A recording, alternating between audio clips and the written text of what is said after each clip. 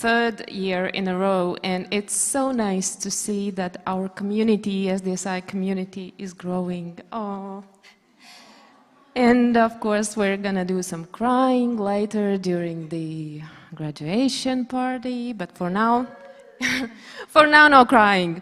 Yes, and designing futures probably is a little bit like online dating. You kind of hope for what you want to get, and you're not entirely sure what you're gonna get, and then robotics is also possible in the middle. So let's hope that today everyone gets what they hope they will get. And Flavia, the floor is yours. Oh.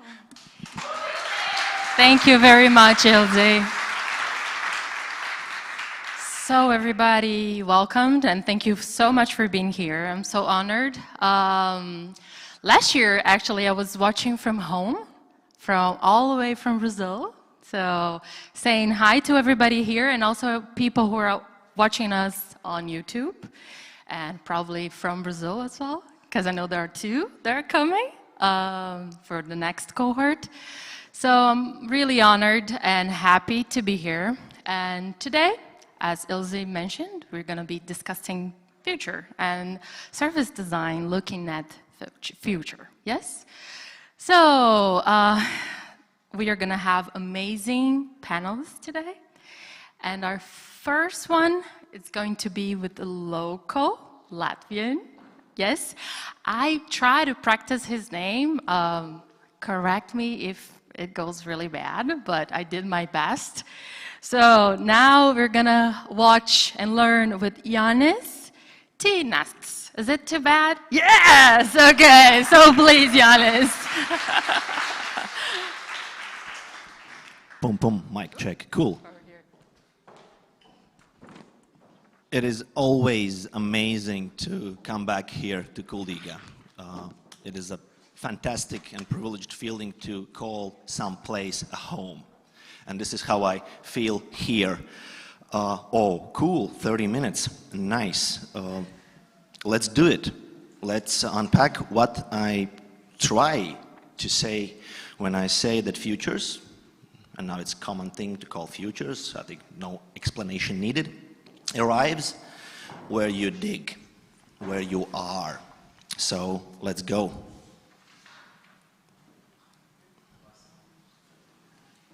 Or maybe not. Yes. Cool. I here represent, and I'm privileged to represent, an amazing team that inhabits the very center of the government in Latvia, the State Chancellery's Innovation Lab. We are a bunch of people who've joined the civic servant landscape, and we are designers who are now being turned into civic servants, not vice versa. But the first thing I would love to say is that it is always a thing that is basically mandatory to say that future is all about imagination. I would love to also bring in a thing that is called remembering. Everything that has happened once was future. And please remember this slide during my speech, because all of the things you are going to see is the result of a hard work and that's up to you, just 6 people, or wow, 6 people are capable of doing that. It is always about people and teams, always. We come from, and we are privileged that we can come from such a diverse backgrounds, being environmental science, spatial and urban planning, digital humanities, data science, social work, and art. And social work is also really fundamental here because we are treating with problems, and we are working with peoples who have problems. So you must be kind.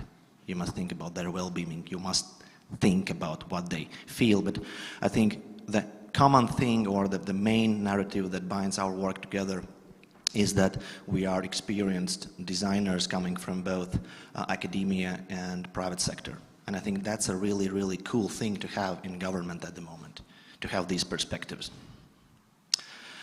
Few words about principles and process, how we work. And here I introduce this image. You can call it a seed that we are trying to plant, or we have planted, or you can call it a design cell that is a living organism. And when we started to work 2 years ago as a team, the projects we are now implementing were handed to us. And we try to understand, okay, what do we do with this information that we need to turn into action? And this is what we did. We tried to do what I think meaningful and critically thinking designers do all the time. We tried to articulate what's in that seed, how we can open up ontological possibilities. And we started to draw. How do you open up that seed? How do you make doors in it? Who do you invite in it? Few doors, 4 doors, 5 doors, impossibly amount, infinite doors. Ooh, you can start to think about dimensions. What sort of landscape? You are not planting seed only in, but you are trying to transform with that seed, with that design cell. Ooh, something more, things you are all familiar with. And we just slowly started to draw. What could happen if we would open up the seed or this design cell by design? We are not isolated. We are in a landscape that is relationally interconnected, being this complex environment, what we call public administration. To bring design into or wake up design within public administration is a rather challenging thing. But when you speak with people that design is fundamentally an evolutionary aspect of being human, we imagine things that don't exist yet and then we bring them into reality, it opens up a critically informed space. So we slowly got to this point when we defined that what we will do in the center of the seed we are planting will be the public value, of course. We bring people together and we work with people in order to help people. Simple as that. But of course, as being designers, we try to articulate the dimensions that are individually loaded with potentiality, but yet again, they form something that is integrally, internally connected. So this is what we do. We try to bring public value 3 through 4 dimensions. Design thinking, design methods, design sprints, and design leadership. And this is how it looks like formally. Of course, our main service, what we can sell the best, is a thing that is slowly becoming a common thing to do. To do design sprints, to do innovation sprints. That is a bit opened up, expanded version of it. And through that, we try to transform the landscape. That is our craft. We do them 10 to 15 per year. We also do a lot of things connected to design thinking. We call it thinking design. One is to do design thinking, another thing is to think design.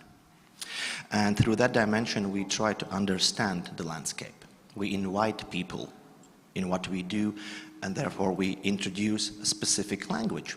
Design is a project of languaging, what language is doing. Therefore, we bring through this dimension, we bring in 3 subdimensions, and we try to explain for the public administration that design, first and foremost, is an evolutionary force. It's been with us ever since the dawn of our species. It is a historical project as a practice, and also it is a domain of knowledge. You can make sense of the world through design. You can unpack complexity through design. In order to make any kind of sense about that landscape where design intelligence should thrive, could thrive, would thrive, intelligence that transforms itself into the action, we need to work with different methods. Our 4 methods that we try to establish as a permanent thing, we don't try to popularize design, we try to normalize design. And these 4 methods are timelining, how to spatialize thinking through thinking in time, body storming, that expands the ability how you do brainstorms, so design becomes embodied practice. We do a lot of storytelling that is challenging, and of course we do this sacred graal, the prototyping. And the last but not the least thing is what binds it all together. And Zeynep, it's amazing to see you here because we just recently collaborated with an amazing team of international experts in order to cultivate the landscape through design leadership. And we just finished learning events, training program for the highest level of managers, deputies, state secretaries, deputy state secretaries about what it takes not only to see the way how design could thrive in administration, but to be the way. So design leadership is all about cultivating the landscape. And this is the prism, the dimension we try to think and do and bring design in, is through the idea of a landscape. To understand it, to navigate it, to transform it, and to cultivate it. Design as an act of gardening. Simple as that. So the practice. What do we offer formally? I think that would be really, really interesting for you, because one of our team members, the most amazing service designer, Liga, is SDSI graduate. So it is possible. You can do it. So we do design and as for by thinking. We do design methods for innovation in public administration. We do a facilitation. We do sprints. We plan them, organize them, we lead them. We do futures thinking and design leadership, and through involvement of Liga's super big project, we also now do digital service design program.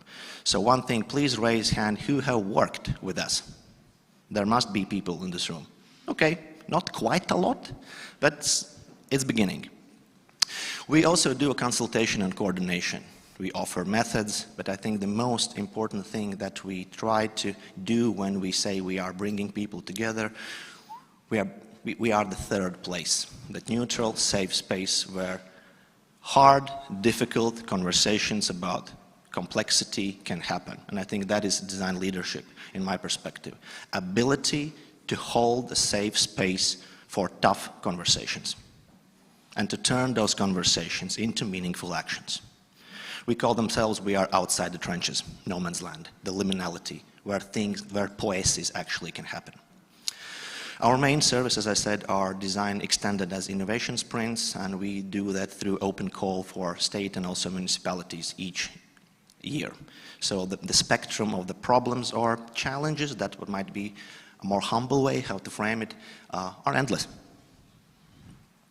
So this is how it looks, at least like. So you have the sense of what you are so familiar, but it is absolutely new in public administration, the way how you can work.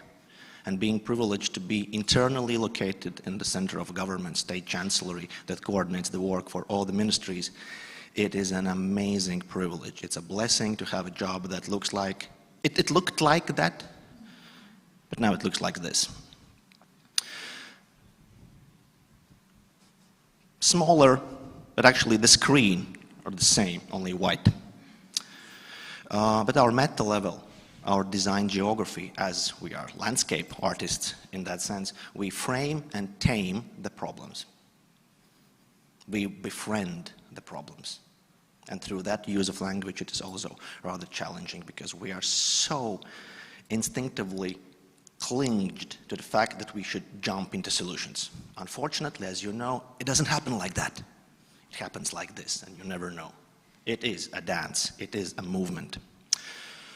So yeah, we do design. We do design in public administration. We draw a lot of sketches. We try to, with these messy sketches, make some. We also do this. Know the space? Familiar? We work with SDSI, we do conferences, we bring people together, we communicate the idea what a design is as a normal contemporary practice of the 21st century public administration. This is Liga, SDSI graduate, our amazing service design colleague, who single-handedly on her shoulders are now doing a project of bringing in reality 20 digital services design sprints. We spend a lot of money on this. We teach people how to do sprints from the book, but also to understand how to adapt them to the real situations. And in that sense, we are always trying to balance that idea that we are situationists and contextualists, but then again, we have some rigid frameworks we work with, so the pieces don't fall apart.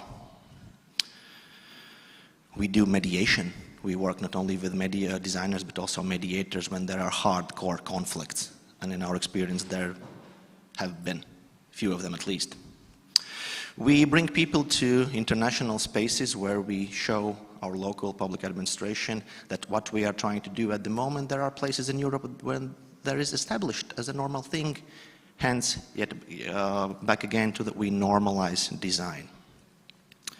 And this is, I think, a common thing and a narrative and a thread throughout these pictures. Whenever we do training, consultation, sprints, it is also heavily workshop-based. So as it was mentioned somewhere here on the first slide, we don't work for people, we work with people. So the transformation happens through involvement, through the co-creation. We use a lot of digital tools as well. We sit in circles, we speak, we be honest. We even have managed to do urban planning, and it's Tukums, nearby city here in Kurzeme. We also try to as respectfully and meaningfully bring in play. That is a hard thing to explain, that playing is also as designing a fundamental, intrinsic thing that people do. Ilse Suppi, do you remember? This was the picture from our very, very first date in State Chancellor. Here we are. We work with SDSI and we are so privileged to work with you. It's an honor. Because it's impossible. You can bring in private sector, you can bring in NGO, but you must have an academia on the side. And for that sense, we are so lucky in Latvia that we have this program. It comes from the heart because it's true. We worked with European Bauhaus as well, and I think closing this part, the most important thing, what we do when we try to solve these complex problems is to establish this understanding how things happen in time, how things unfold in time, therefore how you guide and steer processes, not to control them. And it's a fundamental difference to control the process and trust the process. Trusting the process is not letting it happen. It's being with it when it's happening. And of course, thank you, thank you, thank you, Lego. This is our president, Mr. Edgars Rinkevich, and last year we did a sprint with all the emergency services in Latvia, army, firefighters, etc. And we brought up in a prototype that is a game, a board game, that brings in people through crisis and establish common terminology, common language. And as a gift, it was given to our president, and we are so insanely proud of it. Of course, we work with international experts. Maybe you know the lady Anna Witcher from PDR, Cardiff University. We worked with Lucy Kimball from the UK. And we worked on a rather magnificent case that I would love to unfold in a bit of detail at the moment. And the case is called Latvia 2050, as we were invited to today to talk about, from local perspective, about something that is so maybe long time ahead of us, but actually it's here. Past, present, future, I think they're all happening at the same time, if you look close. So what we did during the last year in autumn, and now just finished in this May, we did these two things and put them together. And in order to do so, we made a challenge that whatever we will do must feed in the official formal process of Latvia 2050 planning. And as being in the center of the government, we are privileged to have this green light opportunities. Okay, designers, bring in your perspective of that strategic planning process, and it's a privilege. First, what we did during September, October, and November, we worked with the University of Goldsmith in London with Professor Mike Waller and Professor Duncan Fairfax. Duncan, I sent you a link you must watch at the moment. This is about you and Mike. And we brought together 69 civic servants, and through the work of September, October, November, through 12 groups, through the process of timelining, body storming, prototyping, and role plays, and through the sketching, something that is so important, how you convey and communicate ideas through sketching, we came up with 12 possible scenarios that we must keep in mind that might happen. Those what-ifs, might-ifs, might happen to be in the future. So the first pack of 12 long-term future scenarios, some of them paradoxical, like Latvia should be a global nation, but we must defend our borders. We want to be globally interconnected with the rest of the world, but we want to maintain our language. And I think design is a really important way how you can bring meaningfully and critically those things that seems paradoxical at the first time. So design glues the meaning together. And it was an amazing process because it opened up different ways how to think about stuff. And I think that is also a super important thing to mention here and now, that what we do in that rather mysterious, almost kind of basement space in State Chancellery, we bring in dialogue through design methods. And this is how timelining looks like, how you can connect things that at a first glance seems absolutely uninterconnected. Therefore, as I mentioned already, design articulates ontological potentialities, what can be brought in from whether past, present, future. And through that training, we managed to bring in the idea that there is a rich taxonomy about prototypes. How can you understand what a prototype is in public administration? And I think that is still, from my perspective, the most difficult thing to explain in public administration. What is a design prototype? Please, all bets on you. And last but not least, during May, and it was 2 years in planning, 4 months in organization, and then 1 week of delivery with the most amazing Anni Leppänen from Finland, with the amazing team of international experts, and Zeynep was one of them. We did this cherry on a cake learning week for the highest civic servants, state secretaries, deputy state secretaries, the directors of departments, about futures thinking and design leadership. We booked the highest possible available space in Latvia, that is the pinnacle of Latvian National Library. Also cool to have that opportunity. Let's do a workshop. Where? There. Why not? And you just call the director of National Library. Yeah, cool, I'm in. We are still in a process of digesting what happened through that year, through that week, but definitely we now have this amazing opportunity to bring, there were 3 groups, 3 days by 4 groups each day, so once again 12 in the spring, 12 in autumn. At the moment we have on our hands 24 long-term complex design scenarios for Latvia 2050 that we will present to the formal holders of that process that are also our colleagues in State Chancellery later this year. And it is a privilege to be involved in such an important project as the designers who are invited. Do what you need to do, bring in meaningful, critical design dimension in it. And it gives some responsibility as well. This was super, super cool. Because in the end, of course, what we almost all the time uncover that actually the real problems are somewhere else. You need to tackle absolutely different things. Okay, but what do you do then? How do you still maintain that designing aspect when you deal with, I don't know, maybe cognitive problems, mindsets, paradigms, the systems leverage points that are at that side? And this was just cool to show you one thing that I think binds together this idea that you need to imagine future, but you also need to remember future. And this is the postcard from the future one group wrote. From Latvia 2050 to Latvia 25, so 1 generation ahead. Don't forget about fundamentals. Never stop caring. Be awake. Teach what matters. What really matters. And just a couple of numbers we are super proud of so far. 2 years in game. We've done 20 sprints with 265 people.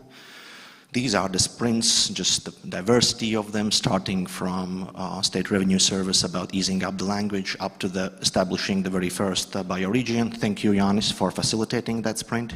Cheers to Tessa. You will get these slides, so you will be able to print them, hanging on the wall, but whatever. We work with an amazing spectrum of problems. We have covered working with 460 people through 8 training modules, and we coordinate Innovation Expert Network of 270 people that actually at the moment, at this day, Uga just updated our data, is more than 300. So let's call it the grand, let's call it 1,000 people. And this is where our approach is similar to the Citra. We, on average, work with each of the people for 8 hours. So we work, change happens through working with those people. So we've invested during 2 years, a group of 6 people working with more than 1,000 people have invested 8,000 design investment hours in transformation and public administration. This is an investment that is hard to calculate. It is hard to monetize because that return will happen through learning curve. It will take time. But the privilege is to be an established team that can take care of that process. To run, to start, to ignite the process, to start a fire is one thing.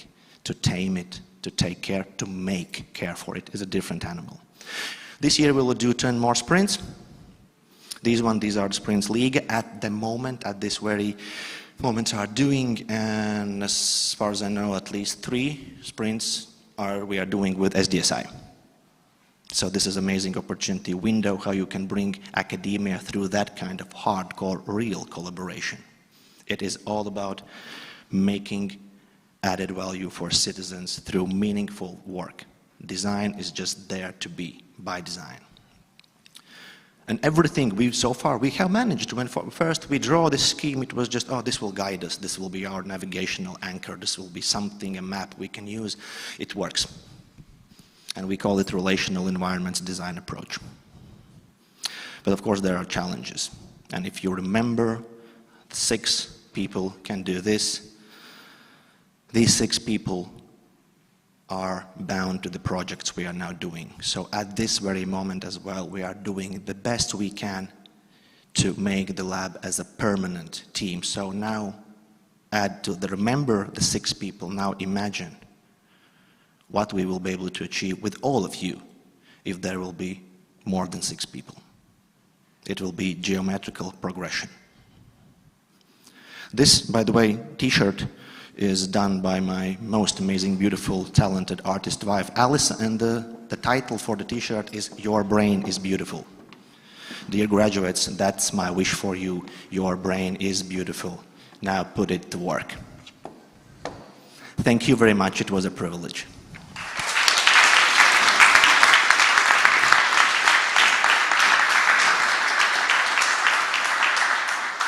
Okay, while Yanis goes get some water, but you have to come back because now it's questions and answers, and we're gonna hand the mic for everyone here. But I'm gonna go first because I really enjoy this topic. It's very inspiring to see state working with design methods.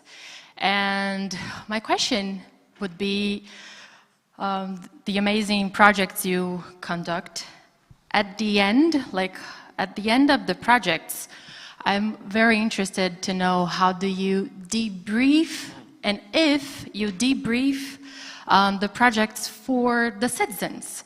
Do you have any kind of another process to debrief for them, communicate what you do, and explain what the amazing Chancellor State is doing?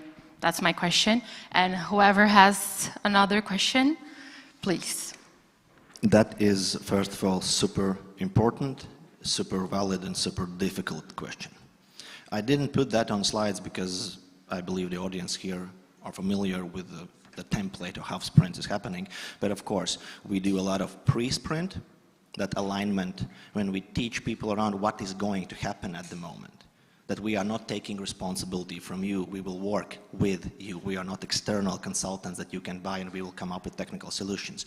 We work with problem owners as the main people who are responsible. So that is the relationships we try to keep. And we, of course, we bring them in through also the process what we call shake the ground. Like, are you really sure that that's your problem? No, of course that's my problem, but are you sure? Anyways, that pre-alignment works all the time. But normally what we do after the sprint is we let it breathe for a while. And we come back to the problem owners after a month. And we ask them, okay, now a month has passed, you've done this thing. Please, can you send us the implementation plan? What is going to happen? And normally what we do sprints during the spring. We do summer for this debriefing, and then on autumn and October we do an innovation conference where we invite teams back to be on stage, so they are still in the move. But of course the question about how do we still keep in citizens, it's a tricky question, because it is, when we end to work with ministries or agencies, it's their responsibility. But as the team are prepared before the sprint and during all the training modules, and they transform during the sprint, I think for 99% as the most impressive thing that they all, because we do some inquiries as well, they say, we now understand that we need to ask people first. And I think that is organically always happening after the sprint. They understand that whenever in doubt, just ask your clients, ask your users, ask your citizens. And then if they need support, we are there to support. I think that, coming back to the core mission of us, is to be that permanent team who offers this support. So a vague answer to your question, the sprint never ends. It stays with us. Thank you so much. Whoever has Gina. Okay, Carol. Thank you so much for presenting the amazing work that the lab has done in only 2 years. And I'm one of the SDSI students, and I think many of us will be quite interested in working in the public sector. And during your presentation, you mentioned that it's quite hard to bring the concept of play and also to explain what prototyping is in the public sector. I was wondering whether there's any other key challenges that the team experiences when you are trying to bring design and prove the value of design in the public sector. Yeah, don't think that you are smarter than the people you work with. Simple as that. They are the pros. They have that institutional memory. They know the deal. They need help. Therefore, their empathy comes in not as a part of the design thinking process, it is a core thing where you build in. I think to be human and to be kind and humble, and to understand that at the end of the day, you help people who might have suffered from dealing with that problem for years and years and years. Be kind, be humble, and be gentle. Okay, yes. Have one here? Thank you for that presentation. I loved it. So many aspects of it. There's one thing that really stuck out, and I don't know what it is, and I'd love it if you could explain briefly. What's body storming? Body storming basically is just an advanced way how to do brainstorm, where you bring the whole body in action. When you do workshop through play, that is storytelling through embodied action. It is something almost borderline improv theater. You take this thing through the embodiment, through the bodily engagement. As for example, actually the big scale analog prototyping is part of the body storming. When you build something together with the rest of the people, now inhabit that space.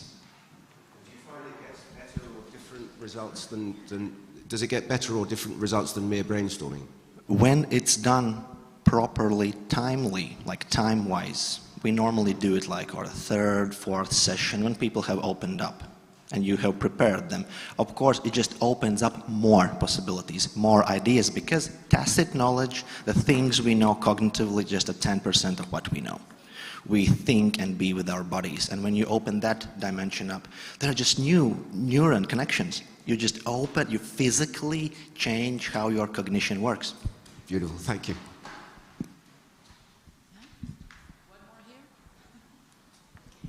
Hi, thank you so much for your presentation. I'm Joana Moreira from Portugal. I work at an institution called Porto Digital, which is basically an innovation hub for the municipality of Porto. Are quite famous, by the way. Thank you.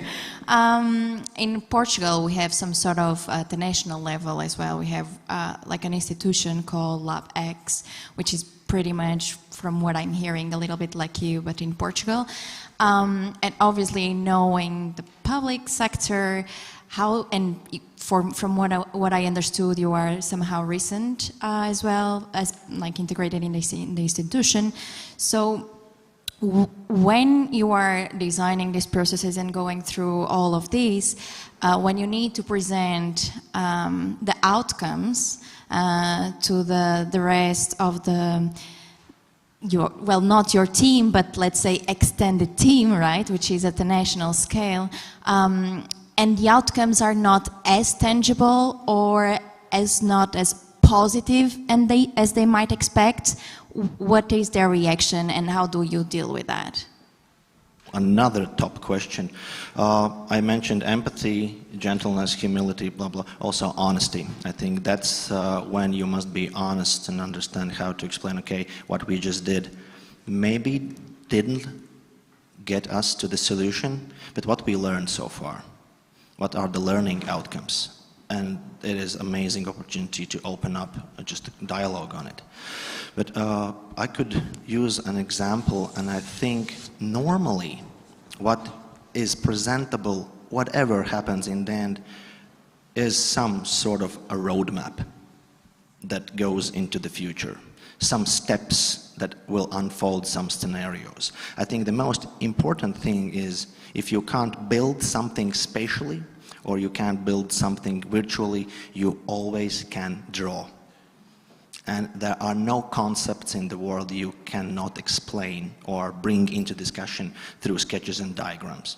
But it is a good question because most of the time, actually, the things we've managed to do with people we work are those mid to high level resolution prototypes, instruments, and this is what we do. This is not a solution yet. This is a design instrument that needs to be set or needs to be carved in order to do something. And the language there, instruments for the rest of the people we work with, then to make solutions with them. We are craftsmen in the 21st century in that sense. Sketching, drawing, and any kind of things that brings complexity together, mind maps, that you can show what happened and what can happen in the future. And normally, I would say that real tangible things happen at least a year after when we finished work with the people we work with. Rarely sprints from prototype, boom, goes into the solution like within a couple of weeks. There have been some examples. At the moment, the sprint we just did with State Enterprise Agency, Uzņēmuma Registers, that's the correct? Who knows, who can help me? Anyways, if you follow the news, the idea of easing up the service that should be now just a few clicks and in a virtual space, was something we did with them. But it's a good question, and it is not always easy to explain what are the results of what we have done. And it's a fact, and we are honest about it. Okay. 4, 3, cool, done. Yes, I guess we ran out of time, and the questions were amazing. And I have a final request.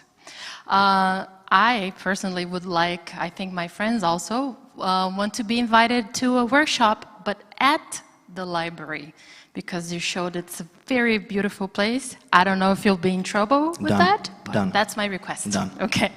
So thank you so much for the inspiring panel. And guys, a round of applause, please.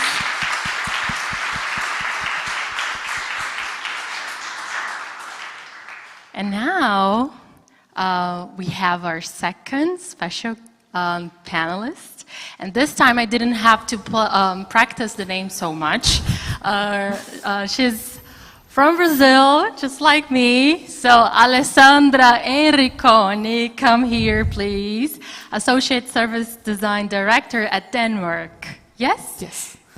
Oh, I have a mic. Use the Madonna mic. Yes, Okay. I'm a Madonna Yes. mic person.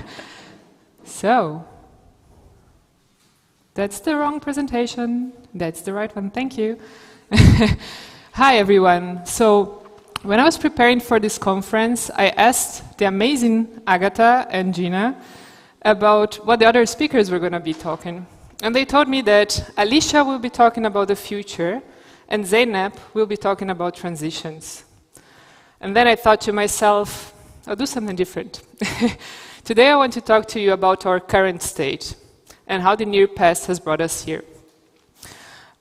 Most of all, I want to share some reflections with you that hopefully can be inspiring more than they might be scary.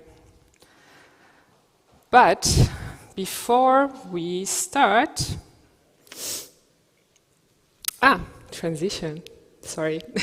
Let me introduce myself. Hi, I'm Alessandra.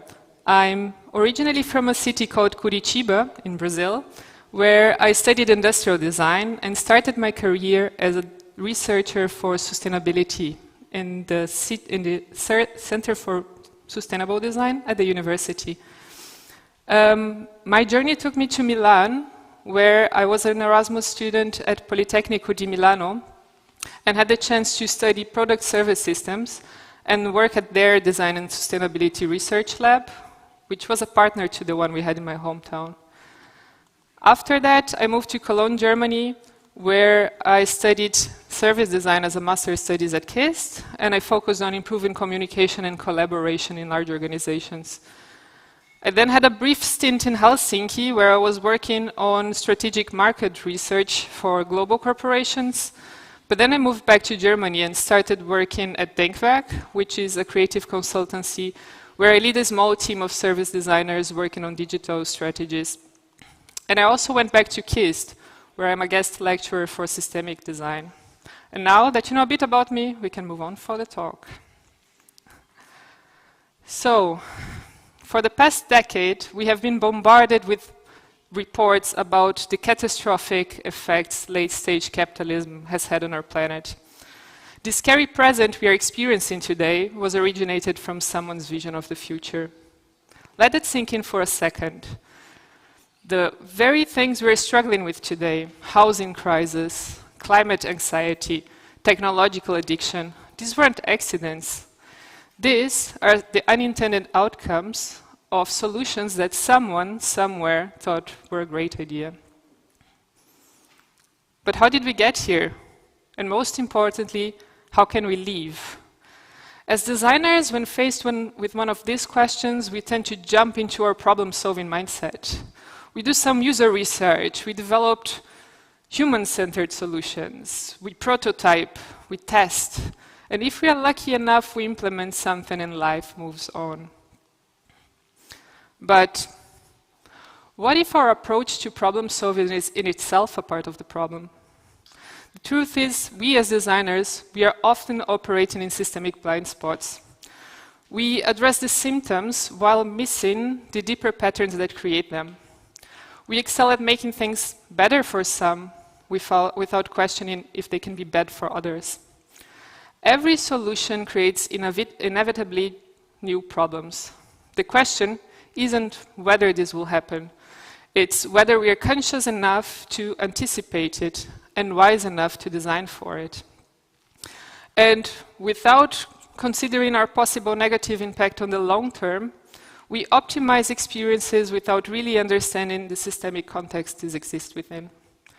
Today, I want to talk to you about why that happens and how we can become more aware of our blind spots and how we might move from reacting to the futures we inherit to creating the futures we believe in.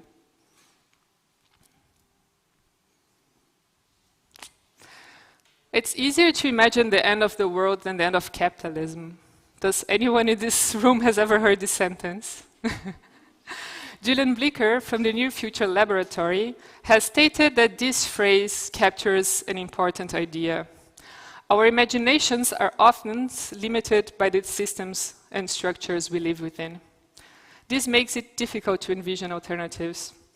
This limited perspective of our systemic context has real consequences, and we have seen this consequence play out dramatically in recent years. This limited perspective is the result of being trained to work within constraint, not to question them.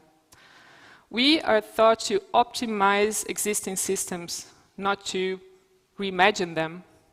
We are rewarded for making things better, not for asking if these things should exist at all. What holds us back in these moments is not just a lack of imagination, but a lack of sense of agency. We are all embedded in the systems that surround us.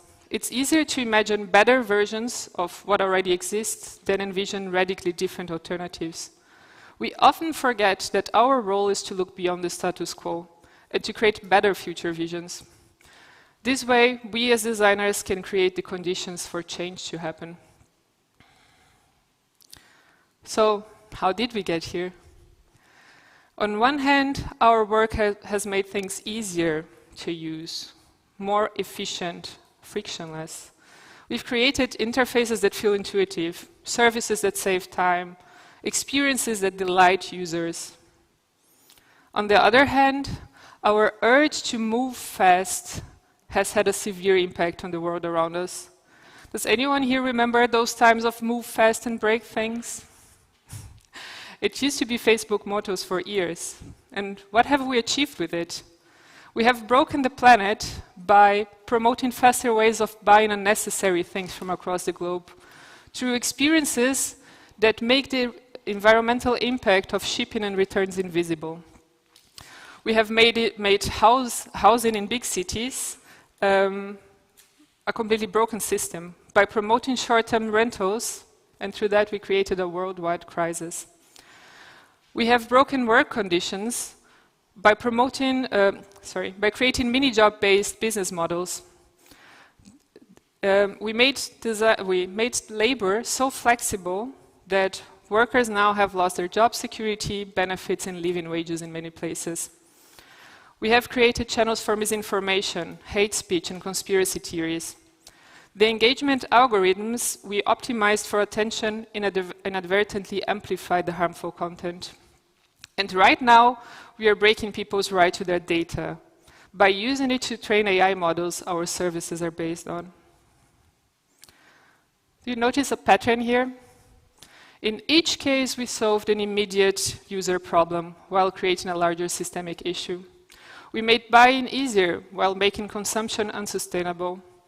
We made travel accommodation cheaper while making housing unaffordable for locals. We made work flexible while making living conditions more precarious. Let's talk about what we call disruption. We celebrate it as innovation, but is it really?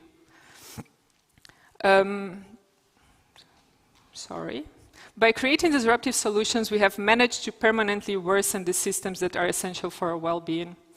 We have pushed natural ecosystems to extremes, and by it, we are not only affecting our health, but the existence of many species that share the planet with us. The companies leading these disruptive initiatives take control and dominate the industries they enter. They bend laws, break norms, and destroy livelihoods. Their laser focus is on profit and scale. They ignore inequality, natural ecosystems, and social costs alike. After decades of celebrating disruption, we discover we now have a culture that's willing to accept a radical idea, that destruction is actually innovative. As designers, our hyper-focus on making things more convenient has made us forget the real costs of this kind of innovation has.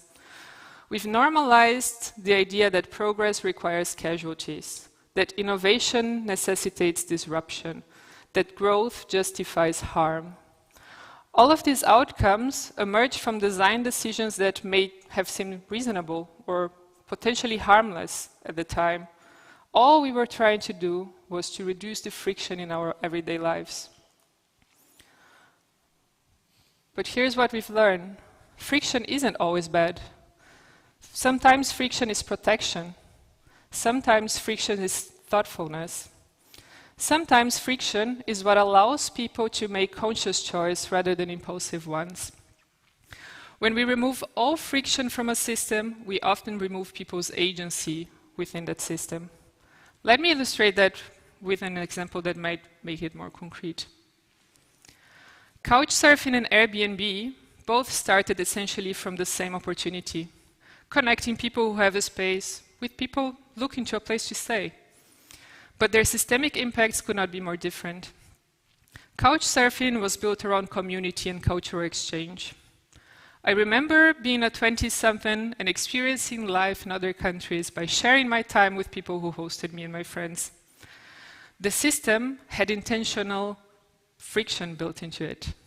You had to have a very detailed profile. You have to get references. You have to engage with the community. And this friction created safety, trust, and meaningful connections. On the other hand, Airbnb focused on a business opportunity for property owners. They removed friction whenever possible in the system. So now you can book your trip seamlessly. With one-click confirmation, you don't have to interact with the person who's lending the space to you. And when the company started, they likely had no idea of the systemic changes they would create. They created an entire new market. And as the platform revenue increased, so did the disruption to this life in these touristic cities. People now specialize in managing temporary rental as a career. Property owners have discovered that it's much more profitable to rent for tourists for a short time than long time for locals. Through this, the housing market has changed, cities transformed, gentrification accelerated, neighborhoods changed. And this example brings me to some fundamental issues with how we approach design today. We are extremely solution-oriented. We rush to ideate outcomes before we had a chance to really understand the problem space. Our projects are often very technology-driven rather than need-driven.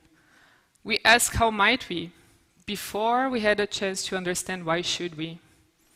We look at our problem space through a very limited perspective. We have a very narrow understanding of who is interacting with our services and who is being affected by them. As designers, we often fail to anticipate and design for the impact on those who are not our direct users. We also fail to consider the long-term effects on those we design for. We tend to forget that there is always a hidden cost to our interventions. We end up never accounting for them when evaluating what we put out there. Our current tools are also a problem. Most of them present a linear and static vision of people, processes, and interactions. Think about it. Our user journeys are usually linear. Personas capture people in a static point of time. These tools don't support us in investigating dynamics or planning for the long term. They make it hard to think about how things shift and change over time. We need tools that help us think in cycles, tools that help us understand feedback loops, not just user flows, tools that help us see emergence, not just predetermined outcomes. So how can we, as designers, change the world? Here's my proposed approach. Adopting systemic perspectives encourages us to think about how things affect each other.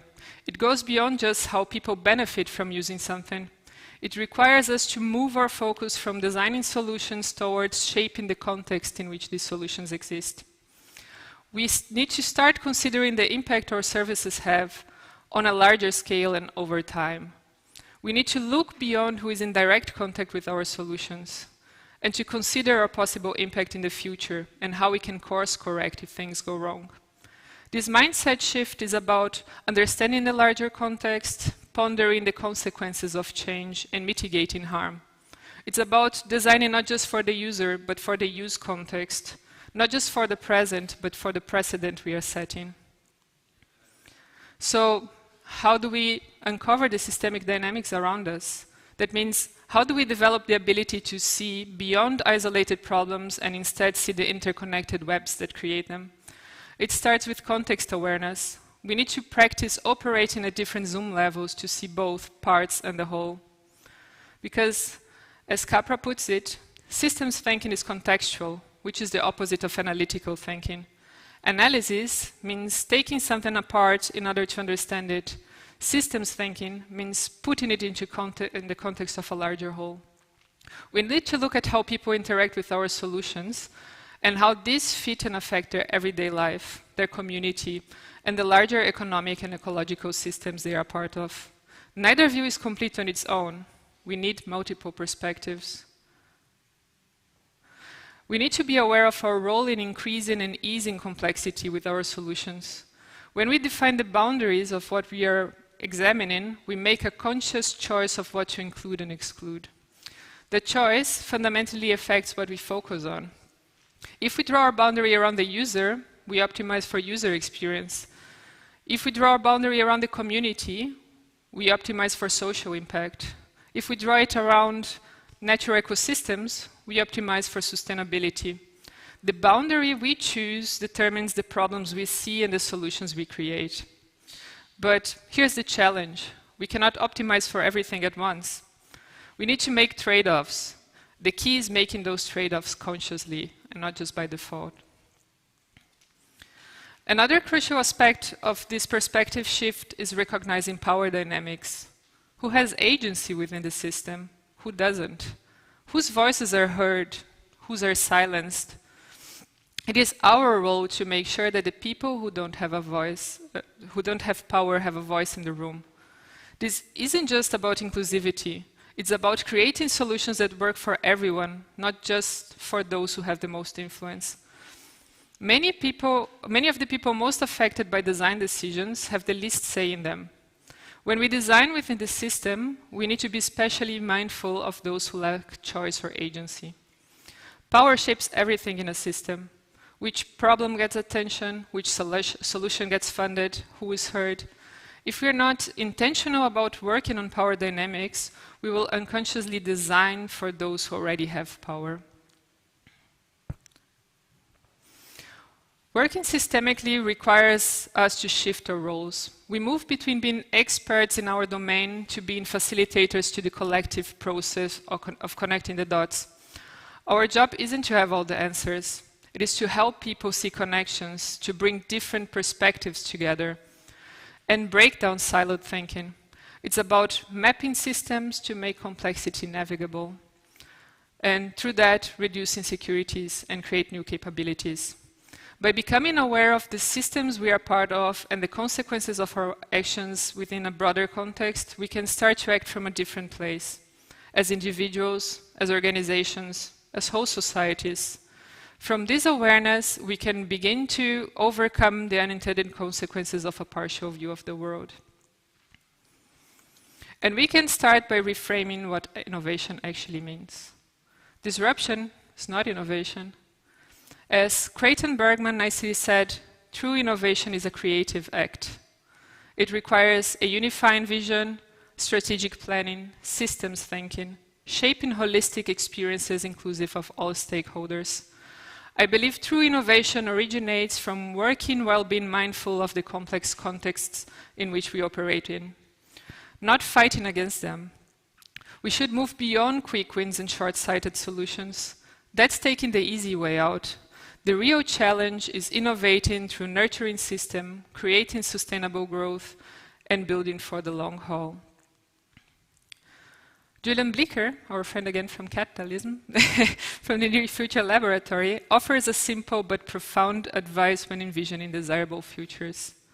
Stop looking where you don't want to go. Look at where you want to go. Still, when tasked with imagining the future, we are usually stuck in dystopian scenarios, or what we believe to be the natural progression of the status quo.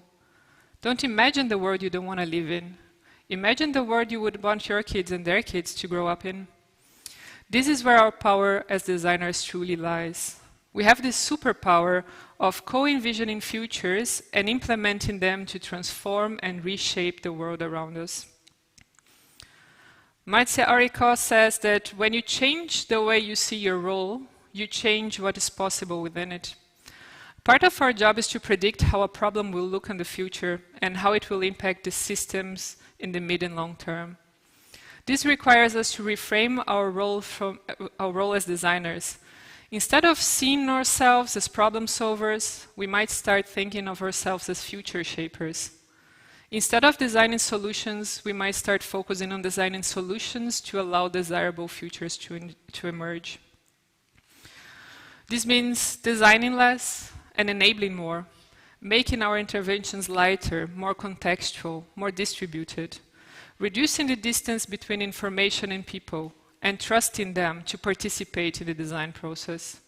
Because ultimately, as Kaufman Jr. told us in the 80s, those who do not try to create the future they want, they must endure the future they get. So, where does this leave us? My goal with this presentation is not to bash designers or to point fingers. I know very often we are not the ones making the final decisions in this context. Still, I believe that we need to become aware of the larger context we are impacting with our work and become intentional about designing the conditions for change. By adopting a systemic mindset, we can better understand how things are interconnected. We can identify ways in which we can intervene to cause less harm. If not, it might not change how decisions are made, but it will profoundly change what gets to be decided upon. As designers, our position requires us to not just respond to the world we inherit, but to facilitate processes that are contextually informed. Processes that sense, adapt, and create the futures we actually want.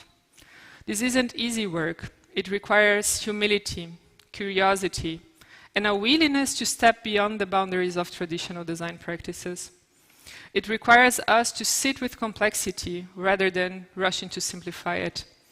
It requires us to embrace uncertainty rather than pretending we have all the answers.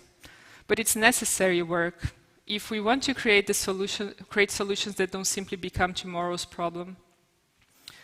The challenges we face today can no longer be solved through narrow, siloed approaches. They require designers who can see systems, who can imagine boldly, and who can facilitate the kind of collaborative, adaptive change that these challenges demand. And I believe you can be this designer, especially you graduating tonight. And I can't wait to see the futures you create. Thank you.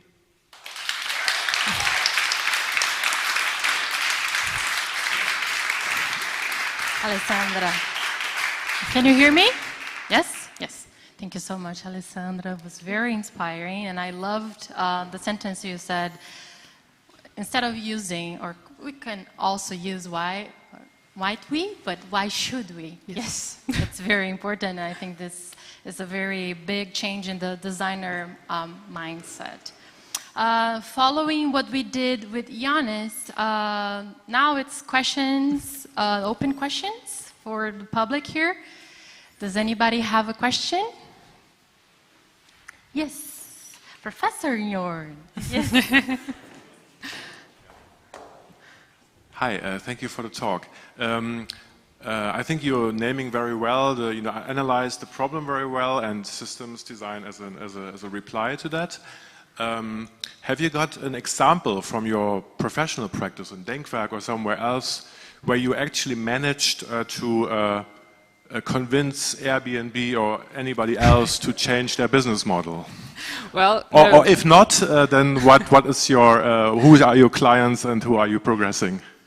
No, so I think it's important to understand the context we work within, right? So I'm mostly working on digital spaces. That means I don't have that power to shape business models such as Airbnb, but I have the power to listen to what's happening in the systems I'm working from within. For instance, we have worked in a very big internal transformation process at Denkwerk, and we realized we have a culture problem. Feedback is not flowing. I think everyone knows that, right? So feedback is not flowing, so how do you deal with that? And it's a very complex challenge. You have to understand the internal culture of the company, you have to understand the internal structures, you have to understand how different people act and react about feedback, how are ways you can exchange. And I think for us it was super valuable to just take a long time. We took months. I think we took almost a year for this project to collect all different perspectives, to understand what was happening, and to apply the systemic thinking to redesign the company in itself. And through that we designed, for instance, new systems that are now being tested and implemented about how we talk to each other and how we communicate. And it would not have been possible if we hadn't had this brighter context investigation and this time to sit with it and to realize, like, is this really a problem? Do we really need to do something here? And if so, how can we solve it in a way that allows for the most diverse kinds of colleagues to intervene and to interact? Thank you. Yannis has a question. Caro. Oh, cool. Thank you. How things are connected. Cool. Thanks for the presentation. What's the worst thing that has come out of the purest intentions of your? For the purest intentions of you, like what is the baddest thing that has happened when you had the purest intentions? That's in the context of a design. Yeah, that's a very good question. I think it's also an interesting question because I think we as designers are usually out of the process very early, right? So especially for me, working as an external consultant for companies. Usually I don't have the chance to follow the consequences of my work, and that's also a problem, right? But I know sometimes you get very, very specific briefs that you have the notion they're going to cause a big disruption in people's jobs, right? Traditional example, company comes to you and say, we need to save costs on call centers, we need to reduce the amount of calls we get, let's digitalize everything. And I remember once we had one of these questions and we managed through a lot of research and investigation to realize that the right thing was not only substituting people by online services, but improving the way people were working. So I think that we always need to consider what is being asked of us and how do you approach it. Like, do you offer exactly what people are asking for, or do you show them that there's alternatives and that you can do something different? I know it's not really the answer you expect, but I cannot think of an example of something really horrible or terrible that came out of the work, but especially because I don't know what happens after my work is done. When was the last time you said, no, I'm not going to do this, this is against my integrity? I don't think I ever had like a brief that was something like that. I remember there was a big discussion when I was still at university about a group of students willing to work on fast fashion solutions as their graduation project. And I remember there was this moment where I realized, like, aha, not because everything is designable, you should be designing for them, right? So I remember it was mostly like, okay, do you let this project go through? Do you say they can do this, or do you tell them, like, no, you can't, this is not ethical, this is not the kind of direction you should be taking?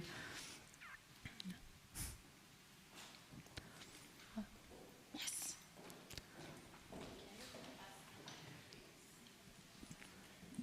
Thank you so much for sharing about such an inspirational topic. How do you evaluate a work for the future? How? Yeah. I'm hoping Alicia is going to tell you that soon, because her talk is on the future. Yeah, I think that you cannot predict the future, right? You can just set the stones for where you want to go and see how you can push things to go in the direction. It's not certain you're going to achieve it, but you have to find ways of intervening to push the system in the direction you want and to measure how are you impacting the system. Is it going in the direction you would like to or not? Usually, in my work context, for instance, you're going to set a vision, you're going to design something, and you're going to create quantitative and qualitative metrics to sort of evaluate the impact, both in the scale and in the quality of what you're generating, to see how things are going.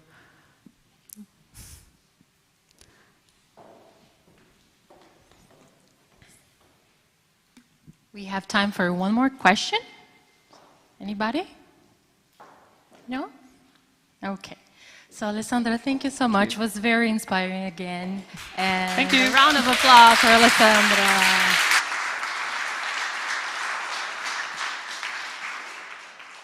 Great. So now, our third panel, we will welcome Alicia Shao, external lecturer at Cologne International School of Design and board member of Design Matters Denmark. Thank you so much. Cool. And the stage is all yours. Yeah, great. Yes, we need to change the backdrop. Oh, okay, great. So good afternoon. You look great after a very intense day. And I know that I'm the last thing between you and the break, but I hope that this will be an energizing talk. So welcome to my talk, Out of This World, Designing Futures from Mars to Earth. So picture for a moment that in the far future that humanity has colonized Mars. How many of you think that life on Mars would resemble what we have here on Earth? Oh, okay, only a few. How many of you think that things will be completely different on Mars? Okay, yeah, most of you, great. Okay, hold your thoughts because I was also really interested in this topic. But before we get started, hi, my name is Alicia. I am a futurist, which means I spend time thinking and designing about the future. I am an external lecturer at the Cologne International School of Design and Kuldīga Design North Atlantic, where, you guessed it, I teach about designing for futures. I'm a board member at Design Matters. We just wrapped our own conference 2 days ago. But today I stand here before you more as your Earth-Mars ambassador, here to take you through a journey of a course I led called Welcome to Mars. This course was 12 weeks long alongside the students at the Cologne International School of Design, and together we explored what life might look like on Mars. And I know that what you're thinking is, why Mars? Why not Latvia 2050?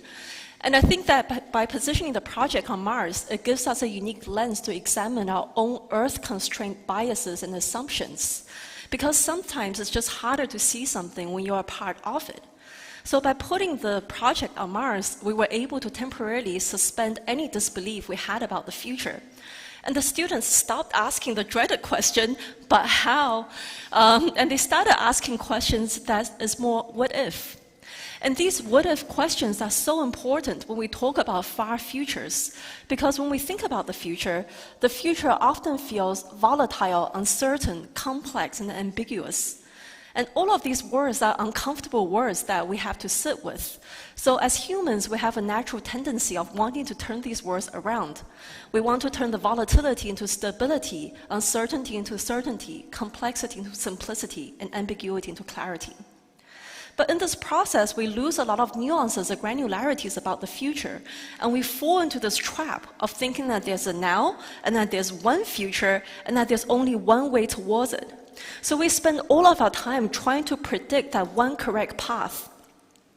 When in reality, when you think about the future, it is much more like shining a flashlight into the darkness. What is closest and most immediate to you is the clearest, and what lies further away is an array of possibilities and many different paths to get there. So the point of thinking about the future has never really been about predicting the future, but rather using the future as a playground to think about what's not possible today, but could be possible tomorrow, so we can start having the conversations about how to get there now. So this is why in my class, I always say that it's better to be imaginative than it is to be right. Because when we talk about far future on Mars, no one knows what it's going to be like. So instead of wasting time trying to debate each other on who is more correct, let's really use this space as something to explore and somewhere to unleash our creativity. So in my course, I wanted to look at future through 3 lenses: time, empathy, and politics. And all of these are heavy, heavy topics, but I think that they are essential in giving us new perspectives to understand the future. And the better we can understand the unknown, the better we can design forward. But I couldn't just put that on my course description, that no one would come to my class. So in my actual class, all of the student groups, they cosplayed as the different government ministries you will see on Mars. And here you see all the student groups, and you'll see that we're missing some pretty essential ministries to run a government, but this is the Mars that we have chosen. And I wanted them to work in these different ministries because I wanted to highlight how important it is to understand how deeply interconnected everything is. The Ministry of People and Planet Health needed to collaborate with the Ministry of Population Control, that needed to collaborate with the Ministry of Education, that needed to collaborate with the Ministry of Public Entertainment. So every change within the system creates ripple effects that impact second and third and fourth consequences down the line. And indeed, it's no longer news that we now live in this giant web of entanglement where everything is connected. The central bank adjusting its interest rates will eventually affect the cost of a latte. So one way to think about future in this giant web of connectedness is that future is change rippling through the system. The time and delay it takes for the change to reach us is the future that we anticipate.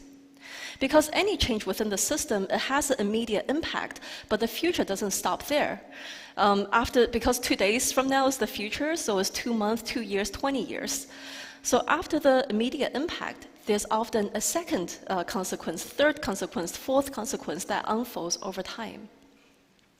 And so in order for us to understand the wide possibilities of what lies ahead, we need to understand first about what is the thing that is changing. So that is why I ask my students to go out and look for signals of change. So a signal can be anything. It can be a product, it can be a news headline, it can be a TikTok video. It's anything that indicates that something within the system is changing, and if amplified, that this may later become a trend. So we went on the internet and we collected signals from New Zealand spending $4 million to help teens recover from heartbreak. As a Kiwi, I'm really proud of this development. Or Kiki Palmer using The Sims to help her prepare for childbirth and motherhood, to asking questions like, what's wrong with eating people? And all of these different signals that we collected all over the internet. And once we had a really nice map of all of the emerging signals, we could analyze them using the causal layer analysis developed by Songhao Unuatula that we have seen earlier. So this causal layer analysis draws on this familiar iceberg metaphor that perhaps you have heard of. Is the idea that these signals or litanies are observable changes that we can see at the top. But whenever we see a change, it often indicates that many things beneath the surface is changing too. Sometimes it means that the system that upholds it is changing, or perhaps our own worldview, or on the most fundamental level, the myth and metaphor of what we believe about the world. And I think a part of designing for the future is to first recognize our own assumptions and biases and understanding of what the current reality is, so that we can create something different. And so in a way, I think a lot of designing for the future is the process to dream new dreams, that we have to think about the things that we usually don't. In my class, the first things that I wanted to get the students to think about is how we think about time. Because I think time is not just a passive backdrop in our design, but is often an active actor that's propelling us forward. And have you really thought about how strange our concept of time really is? In the English language, when we talk about time as if it's a straight line. So you move a meeting forward or backwards. But we also talk about time as if it's money, that you spend time, you save time, you hope something is worth your time. And there are studies that show that the way we think about time largely impacts the way we make long-term decisions like retirement. And by extension, I also argue that the way we think about time affects the way that we understand and design for the future. And the way that we understand time now, whether it's on your watch or in your calendars or the 5-day work week, is heavily influenced by capitalism. So this linear, measurable view of time was popularized by Henry Ford as a way to measure the productivity and efficiency of the workers. And the problem with this, what we call clock time, is that it greatly commodifies time, turning time into something that you spend rather than experience. And this abstraction of time also leads to an abstraction of the future, imagining the future as something that you can monetize. So as a result, we're now in a state of what I call temporal dissonance, where we view time as a currency. It is not passed, but spent. And this kind of thinking locks us into short-term thinking, short-term linear thinking.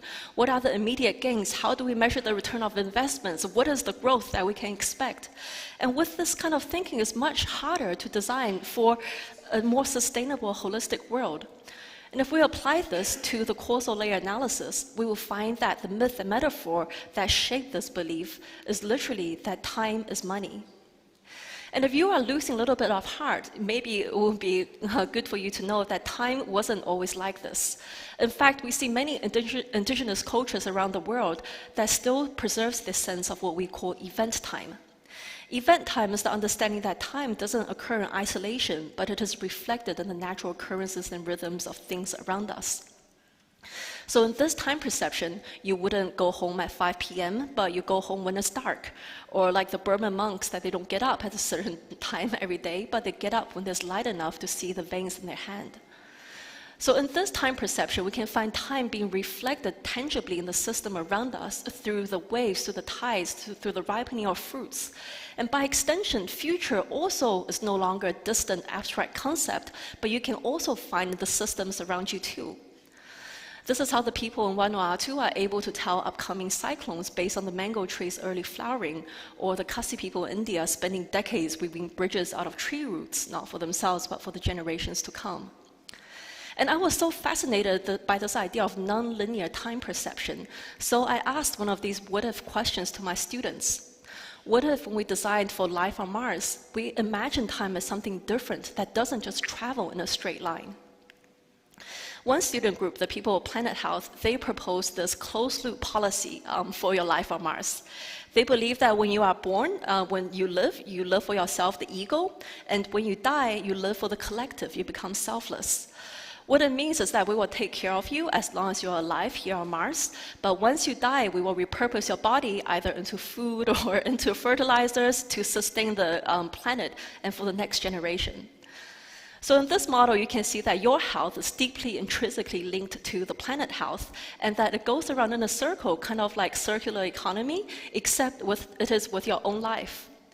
And although this greatly simplifies many complex issues, but it shows by thinking about time not as a linear thing, that we can open ourselves up to more possibilities to design for a more holistic and sustainable future.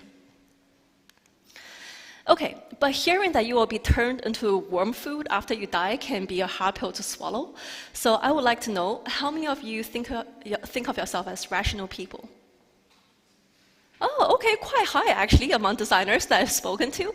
Okay, yeah, and I think that's a common sentiment that we have, especially when we see something that we don't know. We have a tendency of wanting to understand this in a rational way. But the thing is, I'm not sure if we can understand future rationally, like a subject like math or chemistry, because here's the catch. The future doesn't exist yet. You cannot observe the future like experiments you would in a lab, and the foundation of rationalism is certainty and knowledge. But how do you gain certainty and knowledge about something that doesn't exist? So in a lot of ways, I think that when we think about the future, we are also now imagining it through logical units of measurements. If you ask people, what do you think the future will be like? They will not tell you the future is 2225, but they will tell you the future will have flying cars and robots and AI takeovers, all of these things that's drastically different to our experiences today. So in a way, I think when we talk about the future, it is like Plato's allegory of the cave. The real future is out there somewhere, but we can't get to it because it doesn't exist yet. But we can see shadows of it casted in front of us, vague hints of what the future might be. And we try to come up with stories, try to explain all of the things of what we think the future might look like. And so this is why I think it's difficult to approach future rationally, because the future is made up of your imagination and stories. And these imaginary realities are not any less valid than numbers and facts and data. So if you can't understand future rationally, then what should you do?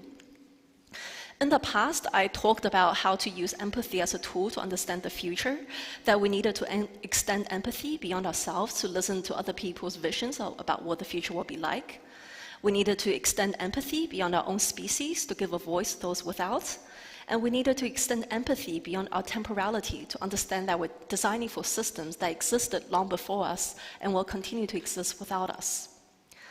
But as time goes on, and as I get asked very interesting questions from my students, my understanding of this topic is also changing. And now I feel like I'm still lacking something. So what about actually empathizing with the future, the people of the future that doesn't exist? That sounds a little bit like a paradox, doesn't it? Because how do you empathize with something, someone that doesn't exist, that is not real, and may never exist? But the reality is, you do it all the time. You cry over fictional characters in books. You feel devastated by characters in movies, even though you know it's not real. When we talk about climate change, you worry for the future generations, even though that you will never meet them. And this is what we call cognitive empathy. It is the ability to empathize with someone without feeling it yourself. But cognitive empathy is difficult, and it just doesn't come naturally.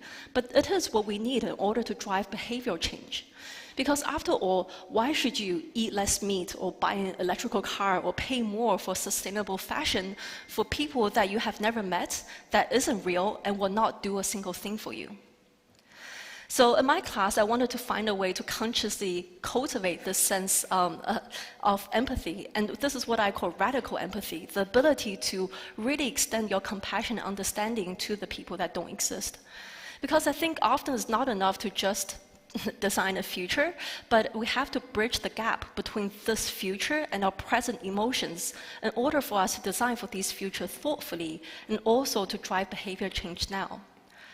But arguably, I think it's easier when we talk about in the context of Earth to empathize with people that share your history and culture environment than it is for my students to empathize with an alien abstract population on Mars. But I really wanted to find a way to consciously cultivate this sense of radical empathy. So I gave all of my students an assignment that they had to write a diary entry as someone living on Mars on the day that would be before Earth Christmas. And I gave them this assignment because I wanted to force themselves into the shoes of people living on Mars and really to see these futures in more granularity, that the future is not just an idealized utopia or dystopia, but there's many multitude contained within these futures too. And more importantly, I wanted them to know that one person's vision of the future is just that, it's just one person's vision, and it can be easily dismissed as a fragment of imagination. But when we start to construct futures together collaboratively through these participatory exercises, we start to unlock the multitude in which the future can contain. And reality is really what we agree between us. I might think today is really hot versus you think today is really cold, and it's through conversation that we agree, well, maybe today is not hot or cold, but it's the way that we are dressed. And the same things apply to the future. When it's just one person talking about the future, that's just their vision. But when we all contribute, the future becomes much more real. And if you think about our reality today, it's full of tensions and contradictions and opposing forces, and these same granularities would also exist for our future. So the result of this was really interesting. We had diaries from a high school student complaining about extreme weather on Mars and the censorship in school refusing to tell them about Mars colonization history. We also have a child visiting a biodiversity dome for the first time, and she got given a single seed to remind her of what life was like on Earth. We have a government worker overwhelmed by his request to approve procreations for people and also worried about how the robotic children campaign will go. And we also have someone that is dealing with loneliness and the prospect of being ill and having to be isolated again. And through all of these, we had a diary reading session where we really focus on the potential granularities and complexities that these imagined future could have. And so the students started to see the futures not just as a distant concept, but an extension of our reality.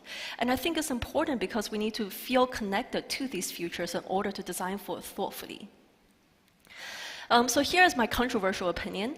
I don't think we can always approach the future rationally, because every encounter we have with the future first starts in our imagination. So by default, our visions of the future is always colored with our hopes and dreams and fear, and that's what makes the future worth imagining.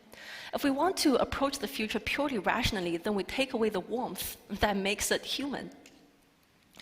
One of my students summarized this really beautifully in her course reflection, and she said, I was able to connect this to other people. Each assignment becomes a person, and each time you sort through them, you hold that person's voice in your hand. It is a very strange feeling, and I am unsure of how to put it into words. A sense of I am doing this for you and for you and for you. And it's both humbling and a quiet kind of wonder.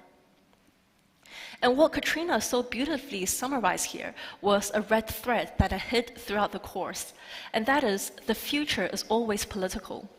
And when I talk about politics, I'm not talking about governments or ideologies or left or right wing, but I'm talking about politics in the most basic sense of the word, that a small group of people have the ability to make decisions on behalf of others. And as designers, our relationship with politics is not always entirely clear. But if you think about it, we make decisions on behalf of others all the time. And perhaps this is why William McDowell said that design is the first signal of human intention, because the things we design reflects so much of our own values and ethics back to us. Will you design an app that can be used by someone that's visually impaired? Can your service work for a minority as it would for the majority? And now we see that the role of the designer is much broader. It's not only to create beautiful things, but we have to create things that aligns with societal needs and ethical standards and sustainability goals. And moreover, I think as designers, we are making real-world impact of which we cannot reverse. If you have designed a chair, you can never turn the chair back into a living tree. Just like if you have designed Airbnb, you can never ignore the fact that it has the impact it has had on the local housing community. And so in many ways, I think that the designers as a whole is like the everyday future makers. The decisions we make are small, but collectively we are shaping the future for everyone. So in my class, I wanted the students to explore more deeply between the connections of design and politics. So I asked them to create some design fiction items in conjunction to their ministry. So design fiction is using design as a storytelling and prototyping tool to critically reflect on future scenarios. So each of these ministries have to come up with their own policy they want to push, as well as an item that goes with it. On the bottom left, we have the swimming without water and holiday without sea. So this is a simulation chamber proposed by the Ministry of Public Entertainment. They wanted to give the citizens of Mars a break, to do the things that they enjoy without using the valuable resources that we have, such as water and sand and soil. On the top left, we have the new FERT pills proposed by the Ministry of Population Control. So they believe that on Mars, everyone will have a birth control implant by default. And once your procreation requests get approved, then you can start taking the new FERT pills to get ready to have children. On the right, we have the Pillow Fellow, and this is a device that preserves the scent, texture, voice, shape of the people that you love, so that it makes it easier to leave your loved one behind on Earth, and it is proposed by the Ministry of Remembrance and Identity. And this is in conjunction with a policy about attracting new talents from Earth to Mars. But I want to highlight one thing in particular, and this is proposed by the Ministry of People and Planet Health, the one with a closed-loop policy. So this is a heirloom necklace. It is given to you when you are born on Mars, and it symbolizes your right to live and die on this planet. So when you are alive, you take this necklace, and it helps you get into all the healthcare facilities. And when you are ready to make the final decision, death, you can open up your heirloom necklace to read about the stories of all the people that held the necklace before you. What is their reflection on life? What prompted them to make their final decision? And what is the legacy that they wish to leave behind? And when you feel like you're ready, you can ingest the pill on the necklace, and then the necklace gets retrieved by the government and handed to the next person born on Mars. And I wanted to highlight this because I think we will never get to design something as extreme as this in our everyday life. But the things we create are really neutral. Because when we talk about the future, it exposes so many basic philosophical questions back to us about what are the things that we are creating? Are we making the world better, and for whom? And so this is why I think designing for the future is never just a creative challenge, but it is a political act. And it requires us to think beyond our current beliefs and question how we want to shape the world for others. And through this process, I think we need to involve much more voices, because remember when I said that the future is an array of possibility and many different paths to get there. But when we say yes to one future, we by default say no to many more. So what are the future we say yes and no to shouldn't just be left to a few people, but the more voices that we include help us to unlock a more diverse and inclusive future with richer possibilities of which we can explore. And the way that we can do that is through future literacy.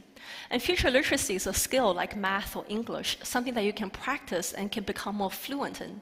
And it's the skill that helps you realize that the role you play in shaping the future. It gives you the tools, the words, and the skills you need to participate in this act of envisioning futures. And I think that this is important because the future is fair. It will come for everyone. And so everyone should have a voice in how they want the future to go. So the course of Welcome to Mars is the process of becoming future literate for my students.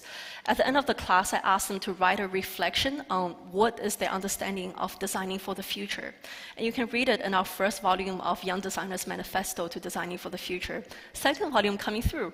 And I have to say it's not the most polished or well-researched document, but I think it gives interesting insights at the impact of future literacy on young designers and how this affects their own worldview and ethics around design, even when they are designing non-future related things. Okay, so to summarize, what have we learned about designing for the future on Earth, on Mars? And I think designing for the future, no matter on which planet, requires us to think about the things that we usually don't. And as Alessandra said, that many of today's problems were yesterday's solutions, and we can't get out of it with the same thinking that got us here in the first place. So to do this, we have to question a lot of our own assumptions and biases, and the first one being how we understand time. Because too often we think of time as this linear, measurable, productivity-driven thing, and this thinking locked us into short-term thinking and immediate gains. But if we want to design for a more holistic, sustainable future, we have to open ourselves up to new ways of thinking about time, and maybe not just time, so that we can consider not just for the years to come, but also for the generation, and bridge this temporal dissonance to help us think about things more holistically. Secondly, that we have to be conscious about cultivating the sense of radical empathy to humanize these otherwise distant futures, so that we can feel emotionally connected to these imagined realities in order to design for them thoughtfully, not in any patronizing way as if they are just a utopia or dystopia. And also through this process, we have to do it collectively with other people, because as I mentioned, one person's vision is just one person's. But when you do it together, it becomes much more nuanced and diverse, and it contains the multitude as it would in our current reality. And finally, we have to recognize the political power we have as designers. And every single small design decisions we make, no matter how small, collectively will shape the future for all of us. And to do so, you need to uplift your own future literacy to understand that your past had an effect on the present, same as your present has an effect on the future. And to do so means to democratize the future, to gain back your power and agency, to realize that the future is not something decided by people in power, but everyone here can take part in to shape it now. Okay, but now I know that you're wondering, what is the exact value of doing this? It's very different to what you have been doing. I saw some presentations earlier today. We had no value propositions, the pain points were imagined. So what is the value of getting students to create items that are not real and maybe will never come to fruition? At the start of my class, I asked my students 2 questions. How optimistic do you feel about the next 10 years? And how much power do you think you have in the next 10 years? How do you feel, maybe 0 to 100? How optimistic about the next 10 years? Okay, somewhere between, some positive, great. And how much power do you think you have? Okay, much more, okay, great. So, kind of similar with my students. Before the class, it was 44 and 47%, not very high, kind of depressing. But I asked them the same question again at the end of my class after 12 weeks. Even though it's not as high as I want it to be, but it's like a 50% increase. So what happened in that 12 weeks? What increased their optimism and their sense of agency? Well, what we did during that time is exactly what we did today. We talked about the future, we debated about the future, we designed for the future, we played in the future, and through this process that the students learned about the future literacy, and they found the optimism and the agency to embrace these uncomfortable words. And that they can see that the future is no longer just a concept decided for them, but they also have power in shaping now. So if you are lacking optimism for the future, I have good news for you, is that optimism is also a skill that can be learned. And once you have that optimism, you will find the courage to say that, yeah, the future is volatile, uncertain, complex, and ambiguous, but that's exactly why the future can be whatever we want it to be. Because we as designers are the everyday future makers. So thank you so much, and I hope to see you in the future.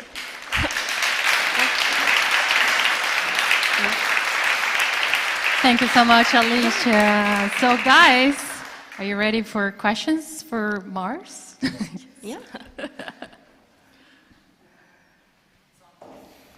Thank you for keeping the time as a central thing, or whatever it is, today. I think it was Nietzsche who said that we are just afraid of time. We are chronophobic because we die. Simple as that. My question is, where is the future? Where is the future? I think it's a shared space. I think a lot of the future when we talk about for different people exists in different places. The economists maybe believe that it exists in their spreadsheets. But I think the act of envisioning the future is the process of public dreaming, that we are all contributing to the shared vision of the future. So it doesn't exist in one place in particular, but through the action of people coming together to envision it. Yeah.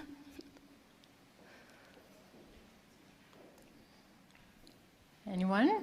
In the back. This might not sound like a serious question, although it is. Has Elon Musk seen this presentation?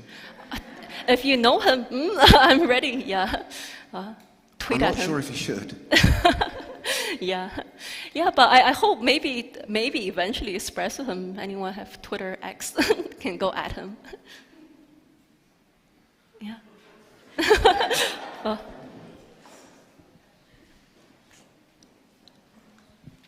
Thank you for the presentation. So about, you mentioned, I really enjoyed the fact that you mentioned empathy regarding future users, right? Yeah. So the question is, how much are you interested in, how much should you study generations? So the next generations are alpha and beta, right? Our kids, our grandkids. So who are they? What education system they're coming from? So these questions. Yeah, you know, that's a really good question. Not in this project, but in some other project we have done in the past. We also looked at, like, generation-wise, what people in the future might be. And I think as a futurist, we often say in order to look forward, you have to look back at least twice as long. And the way that we think about the future is that when you look back, there's a thing called a cultural life script. It notes all the important milestones in a person's life, and this differs from person to person. So for example, if you are born in the US, prom would be like an important milestone, and then getting your first car would be an important milestone, graduation, etc. So we have these different cultural life scripts from different cultures, and we try to construct one for the future. So one thing we believe is, well, I believe, is that future is just as much about the things that will change as it is about the things that won't.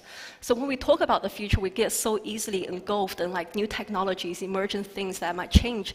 But a lot of these cultural life script moments, defining moments, will not change. Maybe it changes in terms of the technology that you use. Maybe you don't have a prom, but maybe you have a VR party, or maybe you don't get a car, but you can Zoom somewhere. So maybe the technology of what it is changes, but these experiences, key moments of what people do will not change. So that's how we used to kind of predict, well, not predict, but to like speculate about what the future generations might face too. Thank you. Yeah. Okay. There's a question here. So Yeah. I know that most of us here are designers. Yeah. But however, our future is also shaped by people who are not designers, or put in other words, people who don't envision, who don't imagine, and who don't, who not think, like to put an imaginative touch on future. For example, like future for me is not something uncertain or volatile. For example, from Kuldīga to Riga, I know there are 4 buses coming to Riga tomorrow. And I know they are going to happen because the bus driver needs their salary to go to work, to go to grocery. They have to drive their buses. And for example, if I assume them as not as designers, but as just common people who are not so imaginative, and what do you think is the role for them to design the future? Or like, do you think it's like, for example, future rather than designing something on the Mars, is like future more designed by the massive, by the more general public who are just doing their day-to-day life? Thank you. That's a really great question. And first I want to say that the project I showed us about far future. So the tools and methods we use are a little bit different for short-term futures, like you mentioned about knowing what tomorrow might be. But I think that's a really good question, because when we talk about participatory futures, it doesn't mean that designers are the only one that should make decisions either, right? And there is a process proposed by Stuart Candy called experiential future. So it is the idea that we as designers produce an item to provoke people. So like the design fiction things I have shown you with the necklace and the pillows, and then you put that publicly in front of people, and you get them to talk about it and react to it. And then based on their reaction, you can start the dialogue with them about, okay, does this disturb you? Does it excite you? Why do you think so? And then taking that input, you can map it back to your design again to say, okay, now that we got some public opinions, how should we do it? So I think then the role of the designer is more as sort of, in a way, facilitator. We are starting conversations. We're not solving problems. We are pointing out potential problems, and people are participating and giving their input in that way. Yeah. We have time for one more question. Yeah. Thank you for the presentation. How far we are of singularity? Of what, sorry? The singularity, when we cannot predict the future. Yeah, that's a really good question. But if we look at the history of singularity, they come much, much sooner than they do before. And there's all of these predictions about like the AI being the next singularity. I don't really know. You know, I don't have a crystal ball to tell you definitively this is going to be the next singularity. But I think a lot of the anxiety maybe we face about the new technology can be resolved by looking back at the last time something similar has happened. The same things we say about AI were the same things we said about computers, about Wi-Fi, about all of these things. Some of you that might remember that when these things came out, they also caused a lot of anxiety. And I have a video actually in one of my classes of someone in the 1940s interviewing someone, a computer scientist, about, you know, like, what is this? How is it going to change our lives? And then what if we all get stuck on the computer and we don't go outside? And it's this exact same anxiety as we have now about the new technologies. So in that way, I think looking back helps me ease a lot of the maybe uncertainties around it. And by, as Alessandra mentioned, that looking at the patterns of behavior, that you can try to maybe flip the past onto the future to say, okay, maybe I don't know exactly where AI might go, but looking at the patterns of how the internet impacted our lives, these patterns might repeat itself with AI, and maybe from there you can draw your own conclusions about if it will be a singularity or not. Yeah. Okay, thank you so much, Alicia. Thank you so much. Round of applause for her.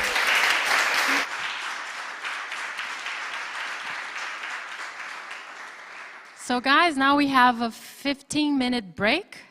And I'll see you in the short future of 15 minutes.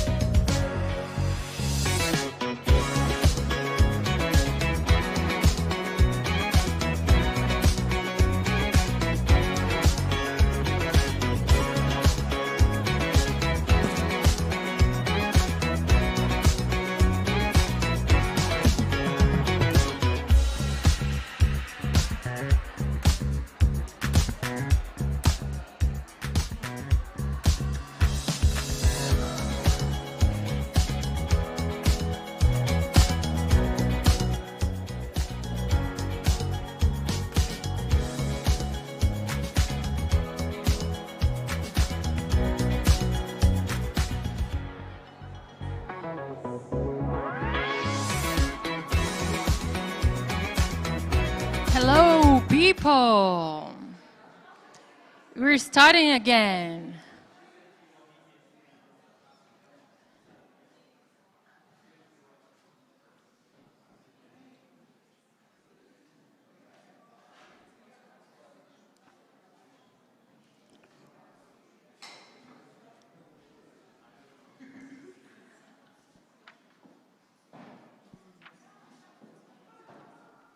Okay, good to see you again. I'm happy that you're all back. And now we're gonna watch our next panelist, which is Zeynep Falay von Flittner. Yes? She's a founder at Falay Transition Design, and we are very excited for her talk. Please come. The stage is yours.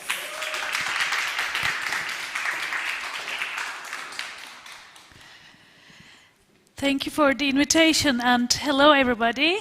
It's a pleasure to be here again. I will talk a little bit about my story as a designer and then our Falay framework for futures prototyping. I feel the previous speakers' talks created a really good foundation of what I'm going to explain, so unintentionally we are complementing each other. So, 20 years ago, I graduated. I was sitting in where you guys are sitting, finishing my master's degree. Little did I know what's waiting me in this life. And as an eager designer, back like new in the job market, and I ended up, by coincidence, get a job where I was able to work with Nokia for 5 years. Between 2005 and 10, I don't know if you remember. And that was the time when internet recently comes to the mobile phones, and we were wondering how life will change. What does it mean having internet in the pocket?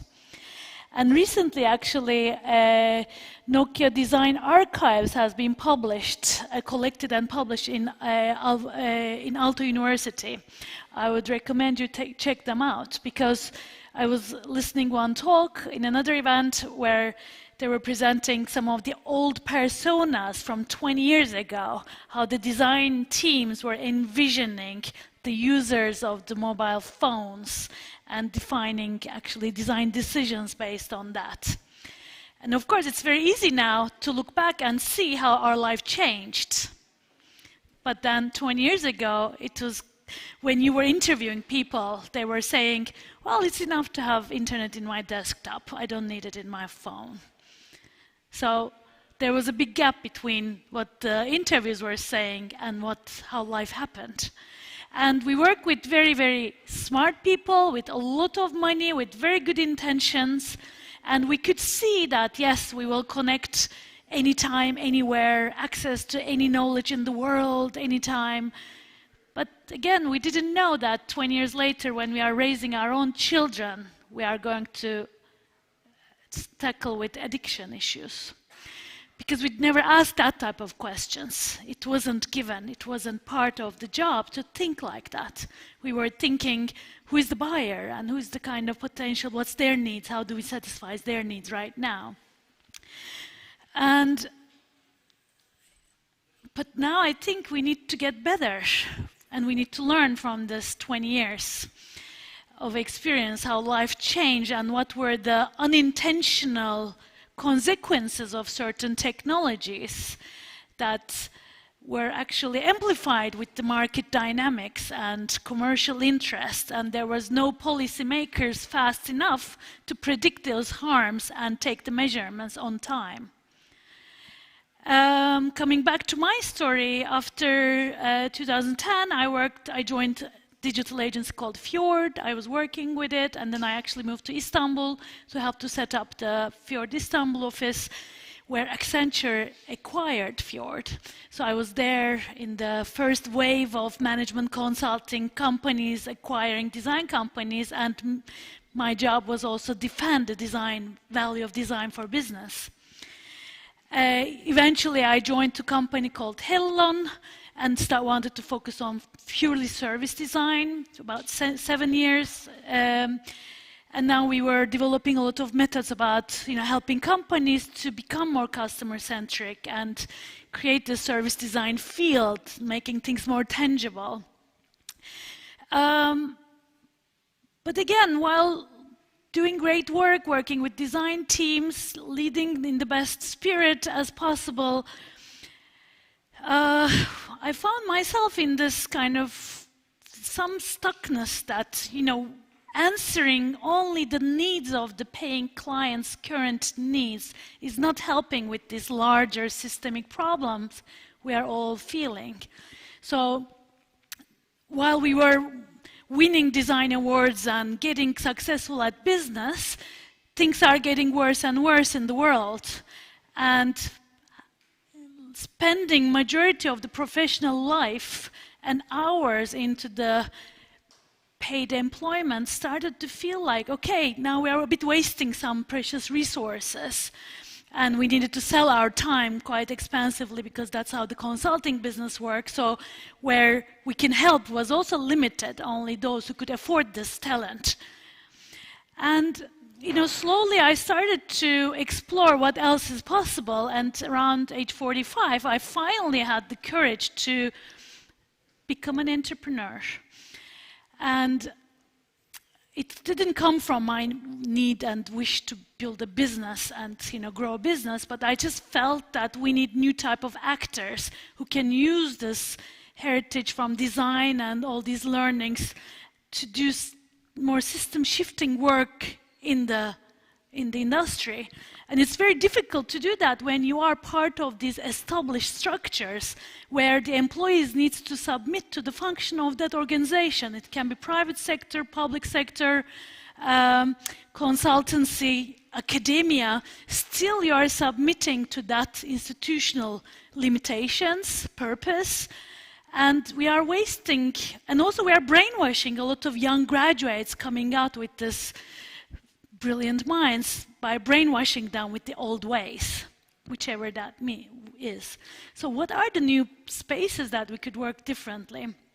I've been also working with Systems Change Finland, accumulating a lot of systems thinking perspectives and futures thinking perspective, and eventually we started this Polite Transition Design Collective started to emerge. So last 4 years I've been working in this more independent capacity. And we are calling ourselves a creative system change think tank. I don't know, maybe tomorrow we'll call something else. But the idea is to do something different and to bring this capacity of design and creative practice and systems thinking in a new ways to initiate the change. And it's an entrepreneurial network because I knew very well, leading many design teams in the past, the moment you go back to these traditional business models and you need to pay the salaries of your team and the company, the market pulls you back in and you need to sell whatever you can, do whatever you can, and you lose your agency to say no because you are part of that system. So we started to think that, okay, what if we come together as an entrepreneurial capacity where we have a power over where our time goes, how much our time is worth, what do we want to put our kind of efforts to, could we do something different? So this collective of change makers emerged, and basically we defined our purpose from the beginning a little bit against business as usual, to become an example of some other model that doesn't exist yet. And the whole idea is that can we change the order of, instead of doing for who's paying the money and what their needs are, usually the client's needs are, of course, about current system and current needs of the market, actually to do what we believe, what we want to see in the world, and look for other type of funding mechanisms to support that work. So that was another way of approaching, and also to bridge the gap in creativity when it comes to sustainability transformations. Because there's a lot of course, sustainability scientists, economists doing like a lot of research and work, but the culture plays a value in change. And design played a lot of value in creating demand for this capitalist system and increasing consumption and increasing this economy. So could we play a more active role in shifting towards more sustainable lifestyles, new paradigm that is beyond this materialistic consumption economy, but something new? And how can we bring that value to these other fields to collaborate together? So, and this is a very, very important time to ask these questions and start taking action, because there has been a huge amount of time developing these theories and what should be, and there's a lot of actually theoretical frameworks out there that talks about these things. These are not new ideas, but we don't have enough practitioners who are making their money in this way. We don't have any job options for people coming out from the universities to be employed or to work in this way. And we live with this, as we heard in the previous talks, that we live in a world of increasing uncertainty and transformation. And we all feel it, like in the news every day, what's going on in the world. We create this multiple realities. We need to hold those multiple realities of extreme pain that we have access to watch real time, and then wonderful weather and, you know, our wonderful holiday and jobs and, you know, kind of good life, safe life. So it creates a lot of dissonance and tensions in us to hold these realities. So we need to step into a bit more honest place where we can address to the pain we are witnessing and experiencing. And the choices and actions now will define the quality of life in the future. Science is very clear, you know, unless we change things, the direction is not that desirable, or there will be a lot of harm to the vulnerable groups there. And I believe strongly design has power in shaping the frames through which people understand and envisage systems and ideas. So this is the next level of impact of design, not only shaping today's needs, but also how we see the problems, how we ask the problems. All this, again, talk about the imagination and the futures are actually very, very relevant, that we need to step up and build a craft around. You know, what's the future design craft that is in these intangible spaces for shifting systems? And in our FOLI collective, I work with a lot of young people. And I see my job as nurturing that community and listening carefully what wants to emerge, what makes things exciting for them.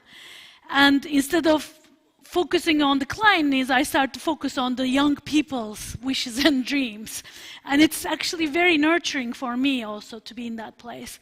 And we define basically two focuses. Again, these are all emerging things, not strategies that we are building and executing, but we are constantly sensing and responding.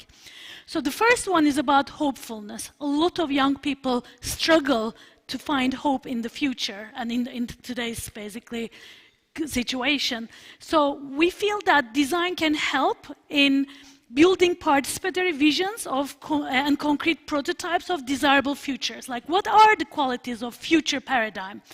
How does desirable futures look like? And radically different. Of course, there's a lot of incremental improvements right now that needs to happen, and design is contributing, but also this more radical system shifting imagination needs to be done in a more intentional way. Then the second focus has been this more than human. We have been a product of an extremely human-centric culture, and with these blind spots of not understanding what's our impact to the other nature and beings. So now we are also exploring what are the legal and cultural infrastructure to shift this human nature relationality from this extractive relationality to more reciprocal relationality. So how could a new economy and industry look like if exploiting nature would become illegal?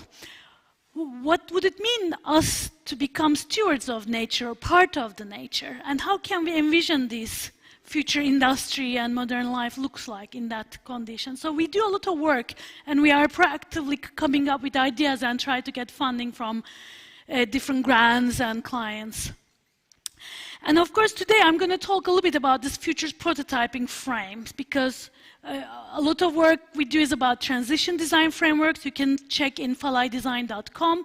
We also share everything we do. We write a lot of blog posts, newsletters. So the idea is that we can become a collective learning hub as well, and not traditional business consultancies who are trying to compete and keep their kind of intellectual property rights. But I think this is a collective transformation, so we need to share and learn together. So transition design is one of the frames we are doing, but also a lot of imagination and emotion-led work, because we believe transformation is also a personal issue. We need to look clearly how we are, what we need to become to help with these shifting systems, and ourselves are part of the work. We are not looking as an outsiders to a system that we are changing, but we are changing ourselves and the way we work, and hopefully come up with insights for the larger shifts. And this we've been building with my colleagues Savannah Weiss and Andrea Gili. We've been building this futures prototyping framework that I will explain you shortly, and then give an interesting case study about it. And we, of course, get influenced a lot with different thinkers like futurists, Stuart Candy or bell hooks, like many authors. But to bring these futures into the mainstream, we need to be able to both imagine but also experience it. And helping others experience what yet doesn't exist is the job of designers.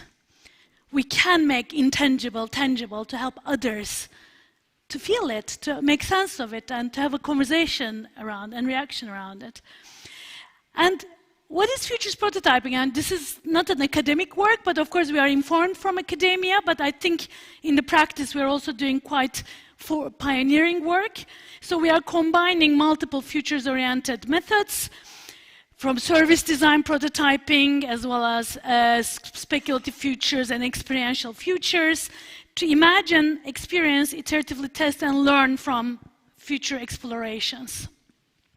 And basically what we need is scientific data to be converted into tangible artifacts that other people can experience as materials. And now we can engage with interventions and organize as participatory experiences. And this is a menu that we designed for our own thinking. So we created these blueprints of different methods, and basically the whole idea is that there's two questions. Do we want to co-create it or validate it? So the bottom part is more about explorations of possible futures, somehow creating insights and critical thinking and fostering imagination. And the upper part is more about demonstration of a possible future to involve other actors and help them to make things more tangible. Then on the other axis, we have this local versus systemic direction. So we can test with more insular material ideas, like a lot of design prototyping is actually on the insular level. But now we can also imagine this more systemic way of like how this future society could work and function. Not just one technology, but everything interconnected together. So this, now I'm going to give you the, I talked already about this. I will give you now this example of this future voyage and the future voyage. So we did a project for Panel for Sustainable Development in Finland, which is basically under Prime Minister's office. It consists of a lot of professors in Finland who knows about different fields in science and sustainability, and their main mandate is to give policy briefs to the government. And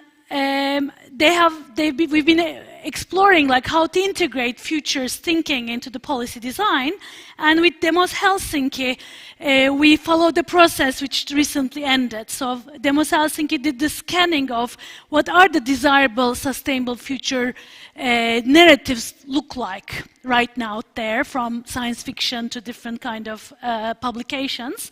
And then they identified 3 gaps and 3 qualities of positive futures that are lacking right now. And these were, one was about true cost economy, where all the products that we purchase should reflect actually their true impact on social and environmental impact in their pricing. So that's one of the qualities of potential sustainable system. The second one is this planetary decision making, that how some decisions needs to be made in the planet together, because the natural resources are shared resources, so this whole nation-based regional decision-making doesn't make sense. And then the third idea was, what if the sustainability knowledge and literacy is increased in the society heavily, so individuals have a better understanding what is sustainable, etc. And with these 3 inputs, we created this Futures Voyage, which was a digital simulation. We told a story from 2050. Now, everything today we discussed was about 2050. How Finland reached this sustainable narrative. And then that story was engaged with different actors in the society to rebuild the story. And they were this kind of agents from the future with us, explaining what happened in the past from 2050, etc. And then eventually we converted all those ideas into a room, in a physical room, in the public library of Helsinki, where citizens could step into the 2050 to a home of a Finnish family that lives with these ideas. And it was a 2-day event. And it started with onboarding, so people had an audio introduction of a time travel to this future, and then they were visiting this future which had a lot of artifacts that they could, it's a bit like escape room type of experience, where they were like connecting the dots and trying to make sense of this family and how their life is, and many different ideas were there together, and that's the idea. And then on the exit, we had a space where they could reflect and write postcards from the future and give feedback and give some survey results, etc. But it was very, very interesting to watch. In 2 days, about 250 people visited the space, including researchers, policymakers, but also random citizens and tourists with their families, having a dialogue about future in that space. And now I'm going to show you a couple of the ideas that were in there. We had about 14 artifacts. Some of them were more relevant, some of them are less, so we collected some data about it. Here in these pictures you can see, for example, one of the kind of residents in that room is participating in a bioregional decision-making meeting, which he represents their kind of own bioregion, and discussing about some natural resources related discussions.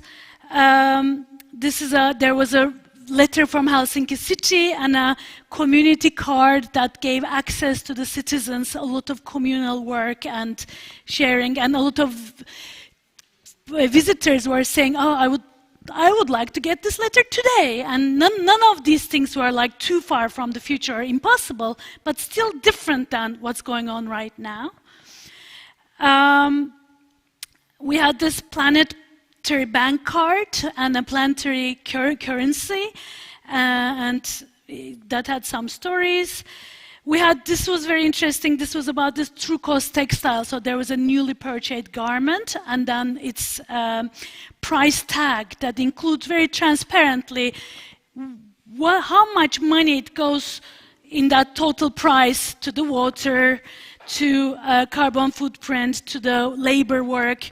And there's also a line called ethical profit margin. And it really triggered a lot of questions. Some people were like, oh my God, is this communism coming back, or what is this? And but it just took this dialogue to understand why and it triggered a lot of feelings in people. And also, as afterwards in social media, people were like kind of putting these thoughts and their reactions in the social media, and a lot of dialogue happened also among people who didn't visit it. There was a planetary school prospectus, for example, we were writing as one of these residents will attend as an adult education, this planetary school, and there was a lot of details about what they are teaching there. This was from the Artec. Artec was a sponsor in the space, and actually very well-designed, expensive furniture was there. But then there was this logs about maintenance and repairing, and how the idea was there's good quality design products that are expensive but are kept through decades, and there's this kind of transparent way of caring and fixing things. Fixing is much cheaper, but buying it very expensive in this future. So, as a summary, what happened, I think we found, is that this kind of futures prototyping methods has definitely has potential to support sustainability transformation, using these positive images of futures at citizen level. Through emotional engagement, like one bigger learning was it triggered emotions beyond any of those policy reports and government discussion reports can trigger. And some were hopefulness, like people came saying that, oh well, we thought that it will be more scary, but seeing this positive future calmed me down and I feel more hopeful about it. Some people got like very eager that, oh, this is good, but how can we reach there? And it created sense of urgency. Some people got upset because they didn't want, this was not desirable for them, and they felt like they need to contribute to this discussion. But in a way, it was very activating. And that's exactly what we need with larger stakeholders. The second was about the contextual understanding of the future's possibilities, and that was exactly what has been discussed earlier. Telling about one thing alone doesn't add up, but understanding in a context of life, things change meanings. And that's very, very important to understand, let's say with the AI or any upcoming technologies, not as a standalone in one service application, but in the larger ecosystem of life, in the entanglement of life, how things will be, what else it will affect. So telling the story of these positive images in a very tactile way, objects and experiences fostered a new awareness, and also it translated these complex transformations into relatable, meaningful lived experience. So we keep talking about energy transformation, but we don't fully understand how we will live differently in 20 years. And this is exactly what we need to do.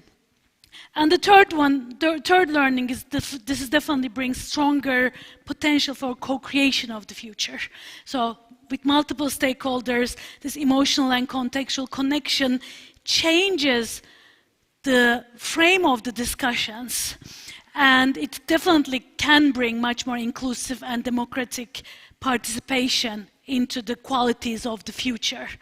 And I'm also certain if we bring politicians into those environments, the negotiations will change, because suddenly in those future states, you will not always have the same polarized, static positionality, but people will need to move around and make sense in new ways, and we will find new type of commonalities. So, to wrap up, I hope this was inspiring for you, but what I like to say is that it's really, really important that we start doing things in new ways. Not only talk about it, not only advise each other how to do things, but put ourselves out there, start testing in new ways. And also find new type of collaboration mechanisms, how people in academia, people in consultancies, people in public sector, private sector can support these independent actors who can unlock examples of another paradigm. Because that's the part of the transition. We need to support pioneers to kind of show the way and empower. Yes, not everybody needs to shift in the same time because we don't want to collapse existing systems. We need to kind of move on also incrementally, but we also need to have a parallel strategies of more radical transformation and build this complexity literacy, futures literacy, and experimentation about new ways of doing and being. Thank you.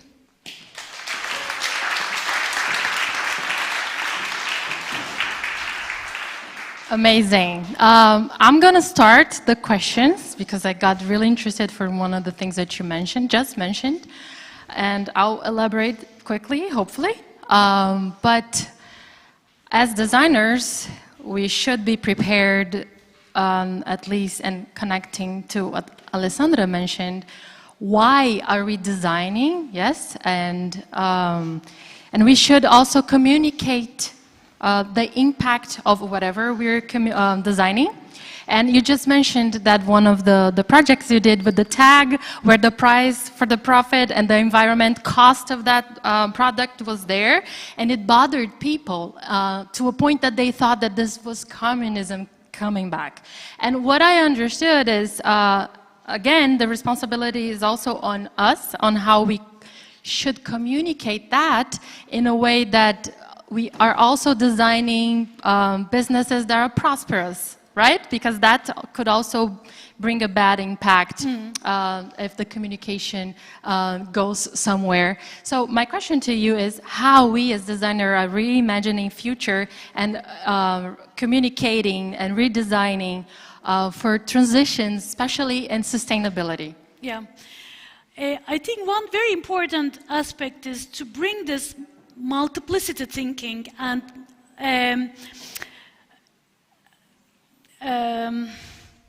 avoid these polarities. Like, I think it's very easy to fall this or that, capitalism or communism. But actually, what's in between? What's the next healthier way of living in an economy? Doesn't have a language, doesn't have a clear kind of understanding. So we need to make those things a bit more tangible. Also, build new language so that the old system doesn't pull us back in all the time. Right now we are, like, a lot of the discussions are going to those old ways, and of course change is very painful. It's people get stressed with anxious and fear, and it challenges a lot of power structures, and there's a lot of defensive reactions out there, especially from the power holders of the current system. So what's the way to compassionately communicate these in-between ways and, I don't know, somehow explain people what else is possible? And I think designers can play a role in there to articulate better these new things that is not from the past, this or that, but it's something new, something better, and also help people feel comfortable and safe in those discussions so that this defenses moves down a little bit. So there's a lot of emotional labor and also ability to kind of sense into people's resistance and finding ways to kind of softening them to open up new possibilities. Amazing, thank you so much. Okay, who's got, okay. Thank you so much. I think it's a very insightful speech, and I also reflected on myself. I believe when we as a designer, especially surface designer, we interact with many kind of project that you have to optimize a certain system. You have to optimize a certain stakeholder maps, for example. But myself find out that we always said okay, we have a target audience. The reason why we have a target audience is that we want this new system to have another vast interests, right? But then, I was reflecting as well, when we have a target audience, when we create new values for these kind of people, it will inevitably harming some others, stakeholders within the ecosystem. So I was thinking, would it be a responsibility for a designer to also not only targeting or not only focus on the target audience, but also revealing on the potential victim? So, because like, bring back to your speech before, you mentioned about the internet, the impact of the internet. Of course, internet is a very good thing. We benefit a lot from it, but after decades, we also dealing with the addictions of the internet. So remember, like before we are the target audience, now we are becoming victim. So I was thinking, like, would it be good for supporting this transition of the ecosystem by revealing the potential victim in the future, so that we can feel more engaged, more involved? So it's not absolutely, only, absolutely. I think we need to expand the understanding of stakeholders. In the past, it was the user, it was the buyer client's key stakeholders who is interested. And still we are living in a system where businesses are not taken accountable for any long-term societal or environmental negative impact they are creating. So they are still legally not obliged to consider these things.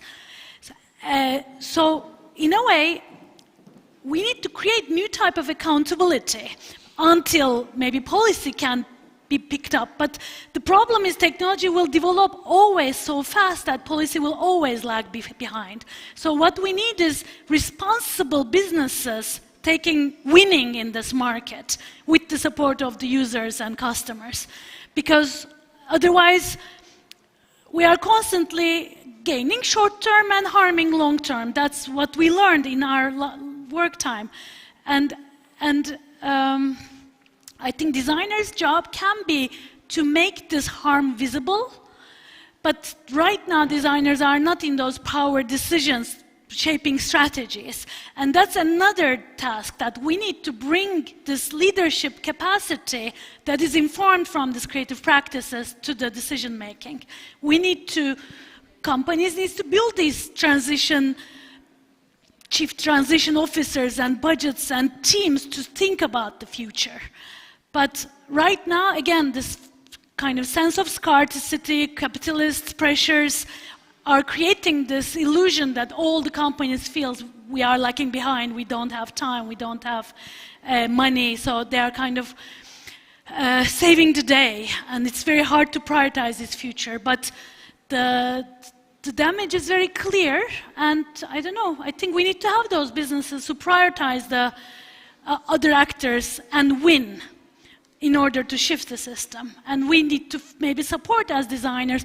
Those companies should attract the best designers, clearly, and we should try to be the customers of those brands that clearly care.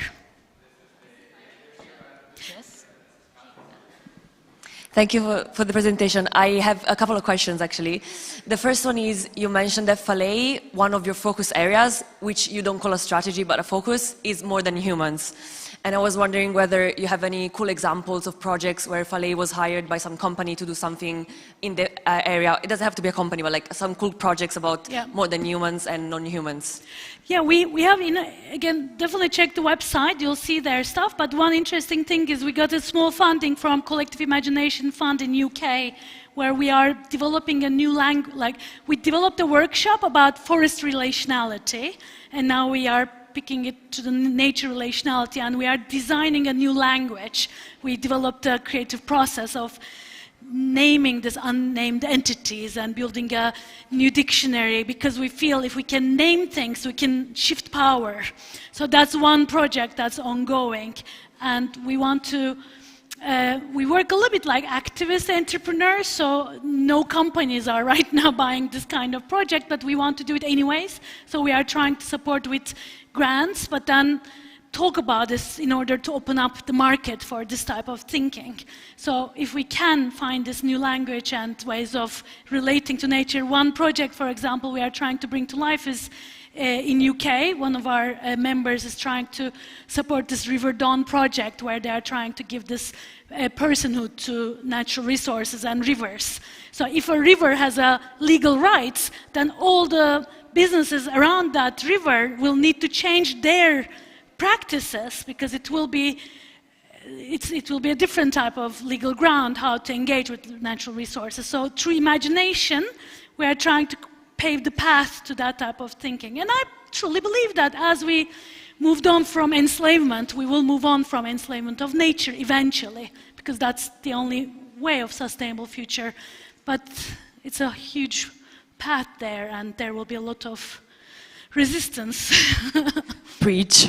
The other question I have is, it was also very inspiring to see your journey. You started working for different companies and then you created your own collective and think tank. And I think many of us designers, well, many of us, I am talking for myself, sorry. I feel like now that we're about to graduate, we really do not want to end up in the corporate world. And some of us maybe are thinking of creating our own collective and think tank. So as somebody who went through the process, what were your key challenges and barriers when you were trying to go solo and establish your own think tank and collective? Well, of course, financial stability is the biggest problem here, and we are trying to show an example that this is another way of making money and, you know, making good. But I think a lot of young people are forced to entrepreneurship because they don't get a job, which is a bad problem, but also it can be an opportunity. So it may force you to take your own visionary, proactive stand to convince your people around you to work in a new way, because each of us has people we can influence.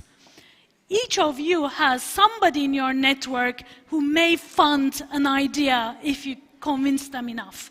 So more like new type of models of work is needed right now with this type of more value-driven way, so that it's not only the option to go to a company to work and just meet their targets, but we can build on our inner calling and senses about what's wrong in the world and what we want to see improved.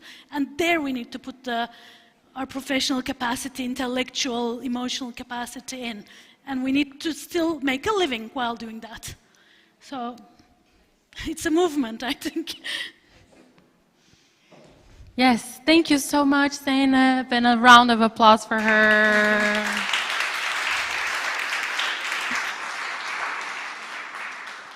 So you guys, the past week we had a very amazing project here in Kuldīga at Adatu. We had the summer school, was amazing, and I'm going to invite one of our friends who took part of this project, Agata. She's going to say a few words about the project. And yeah, hello. I don't want to take the spotlight from the students, because what we're going to hear next is the presentation that won this morning. Thank you for the jury for winning the project today. Kuldīga 2050 is a one-week summer school where we invited students from 5 universities. So here, Art Academy of Latvia, Estonian Academy of Arts, University of Lapland, Oslo School of Design and Architecture, and University of Porto. Sorry, too many universities. So we work with 24 students this week, doing exactly what other speakers talked about, imagining futures. Imagining futures that are desirable and futures that are grounded in local context. We're working with the context of Kuldīga. We researched, we mapped the system, we envisioned desired scenarios, we prototyped those futures, and we designed strategic roadmaps. It was a very quick sprint, and I'm amazed by the results we achieved in 4 days. So thank you all students, not only those who won and get to present. But now let's welcome João and Mafalda with their winning project. Warm welcome to them.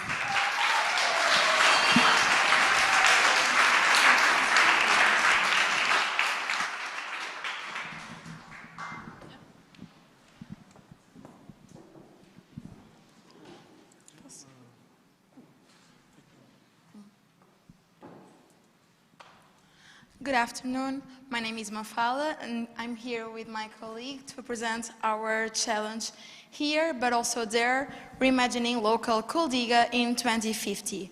Actually, when this challenge was proposed to us, we thought, yes, but before we shape the future, we need to understand the present, what we have here. So we went outside to understand why do people come here, why do they come, where do they go, who are the locals, who they enjoy doing in their free time, what defines the spirit of the city, and actually, why Kuldīga is Kuldīga. So we conduct some kind of research using different approaches and methods as brainstorming, online research, benchmarking. We conducted interviews with local organizations such as the seniors or the digital hub or local museum representatives. And basically, we try to use an ethnographical approach in order to feel what citizens feel and to understand better and in a more profound way what we should work on. And what we found out was that people like to live here. People are proud of their city. They enjoy the calm, the nature, the rhythm of the city, the quality of time, and the value that it has to their lives.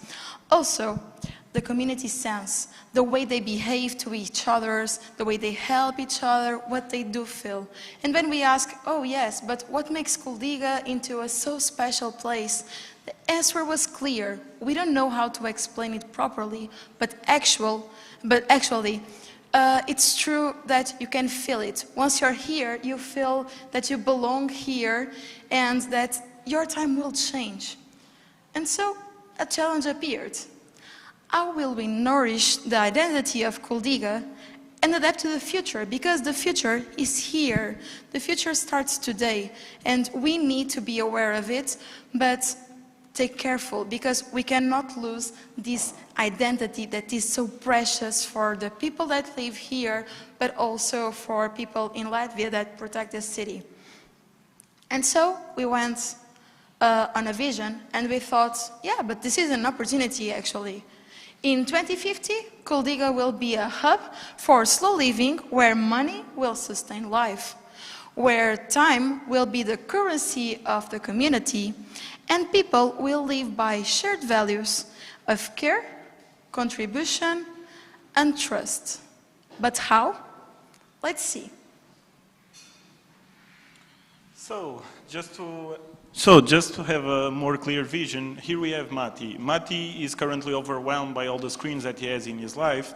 Also, he feels like he's not owning his own time. He's giving his time to others, and basically he's looking for some changes in his life. So, what does he think? He thinks on traveling around the Baltic region, perhaps, and also how can he find himself again, how can he find fulfillment in his life.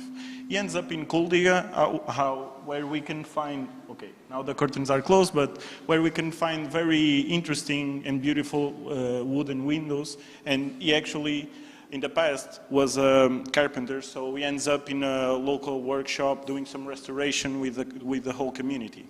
He feels like he is not anymore giving his time, and he's giving the community some help in restoring their beautiful architecture. He ends up feeling alive again. He's here in a local market doing some shopping around, and what we ended up thinking is how much he could actually belong to the community. He had some expertise that he could share with them.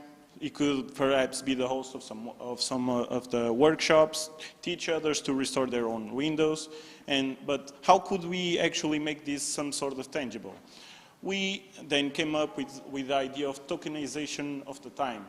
Perhaps keeping the identity of Kuldīga, such as the wooden windows, we came up with some sort of token that has a similar texture to wood. But how would this work? So basically, to make it frictionless, we would just be an add-on or another feature to the traditional home banking. Because as we said in the past, money will still continue to exist and is some sort of the basis of our economy. But It could be an integration in a home banking application, for example, for the most tech-savvy, but it could also only be the token, and it could be pretty much used to exchange the time. So, but how could this actually be transitioned? So people could earn and redeem their points. They could perhaps participate in experiences or be the host of them. They could also visit local restaurants, understand the culture, and understand how it is actually living in here. What it is to feel like belonging to a community, how it is to feel alive again. They could, perhaps if they want to leave the city or if they have some kind of event in their life, they could also donate to people that they feel like they need, such as elderly people that perhaps cannot offer so much services to the community. These elderly people as well that perhaps need help on the more labor-intensive chores at home could also ask for it.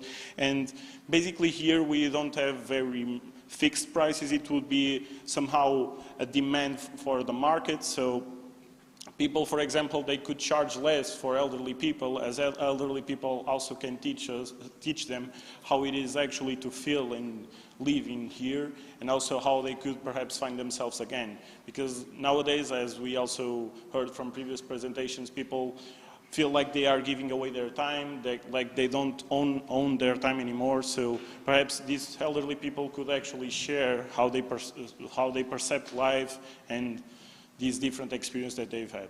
Also, to make the community alive and engaging, people could take part in events or perhaps host them, the ones that are more proactive. But also we would have some kind of terms to this community. They wouldn't limit or be very much like a set of rules, but how people should live by.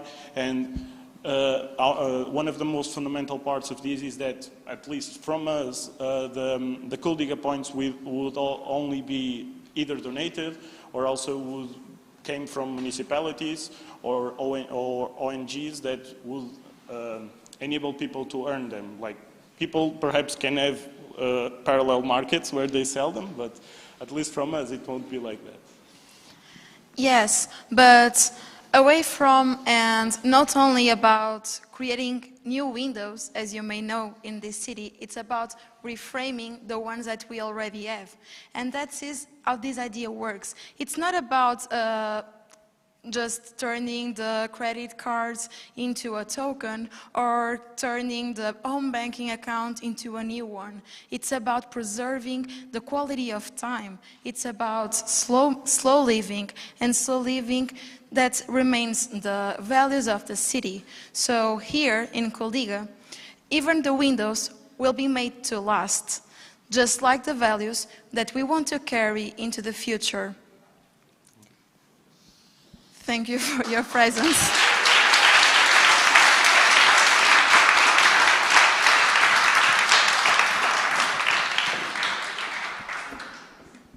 Thank you so much, you guys. Amazing project. In the beginning of our year, we did a project involving Kuldīga community, the youth from Kuldīga community, and we have a few aspects that are very similar, and I was really honored, and I think we should pitch to Viesturs. Viesturs, I think you're gonna like it. Yes? Okay. So now the mic is opened for everybody who's here. If you have questions for these amazing guys. Anyone? Gina. I'm not going to ask you questions. Just a comment. I thought that today you guys should be really proud of yourself, because not only you got endorsed by Viesturs this morning, but also Alicia in her presentation talked exactly about what you guys were talking about, how time is become a new currency and how perhaps in the future that's the new currency, not money. So congratulations and thank you so much for your hard work.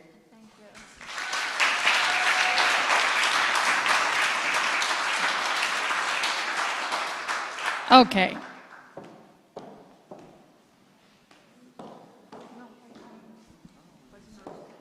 Thank you so much. All amazing things happen locally. Will you approach Kuldīga municipality? Will the local government see this? Yes, our idea is to count on the collaboration, and actually our our main purpose is this competition trend, you know, like where people collaborate in a competitive world. And so in order to achieve this, we will need our municipalities' help, but actually nowadays we already have the help from municipality, for example in the restoration windows, as João said. So we do believe that it will be kind of easy to make it, but actually we are just we will just let the market regulate itself, because we believe that people will want to help, and this is all about the community and the way they will help each other and be in this project. Just to add some comments to what Mafalda said, like as mentioned before, Alessandra, I think, of course, we designed this and it will most likely have flaws. We agree on that, but also when we visit the Digital Innovation Hub, we found out that in here they also run some bad tests, for example, and like we thought that perhaps here, since the community has this high sense of belonging, it could be an interesting way to be a pilot study and showcase how actually people could engage in a free market and have some kind of equity between them and not so much look for, I would say, capitalism principles. Here we might see that there is some potential to actually have to help each other, but make it also some kind of currency, not only so much competitiveness. But also adding tokens perhaps could be maybe a little bit gamifying as well. People could enjoy also earning points and take more engaging in the community. But this particular idea, will you pitch it to municipality? We could pitch it to the You should. Like, we developed this project. Also, thank you for teaching us and for all the amazing work that you developed with us. We didn't thought about pitching, but we could do so, yeah. I think we should refine and have some fine-tuning as well from the comments that we received here. We received the comments in the morning, so to fine-tune to the afternoon it was quite in a rush, but I think that if we fine-tune it a little bit better, we could pitch it to the municipality, definitely. Great, another question? Oh, good. Zeynep, you can start and he goes.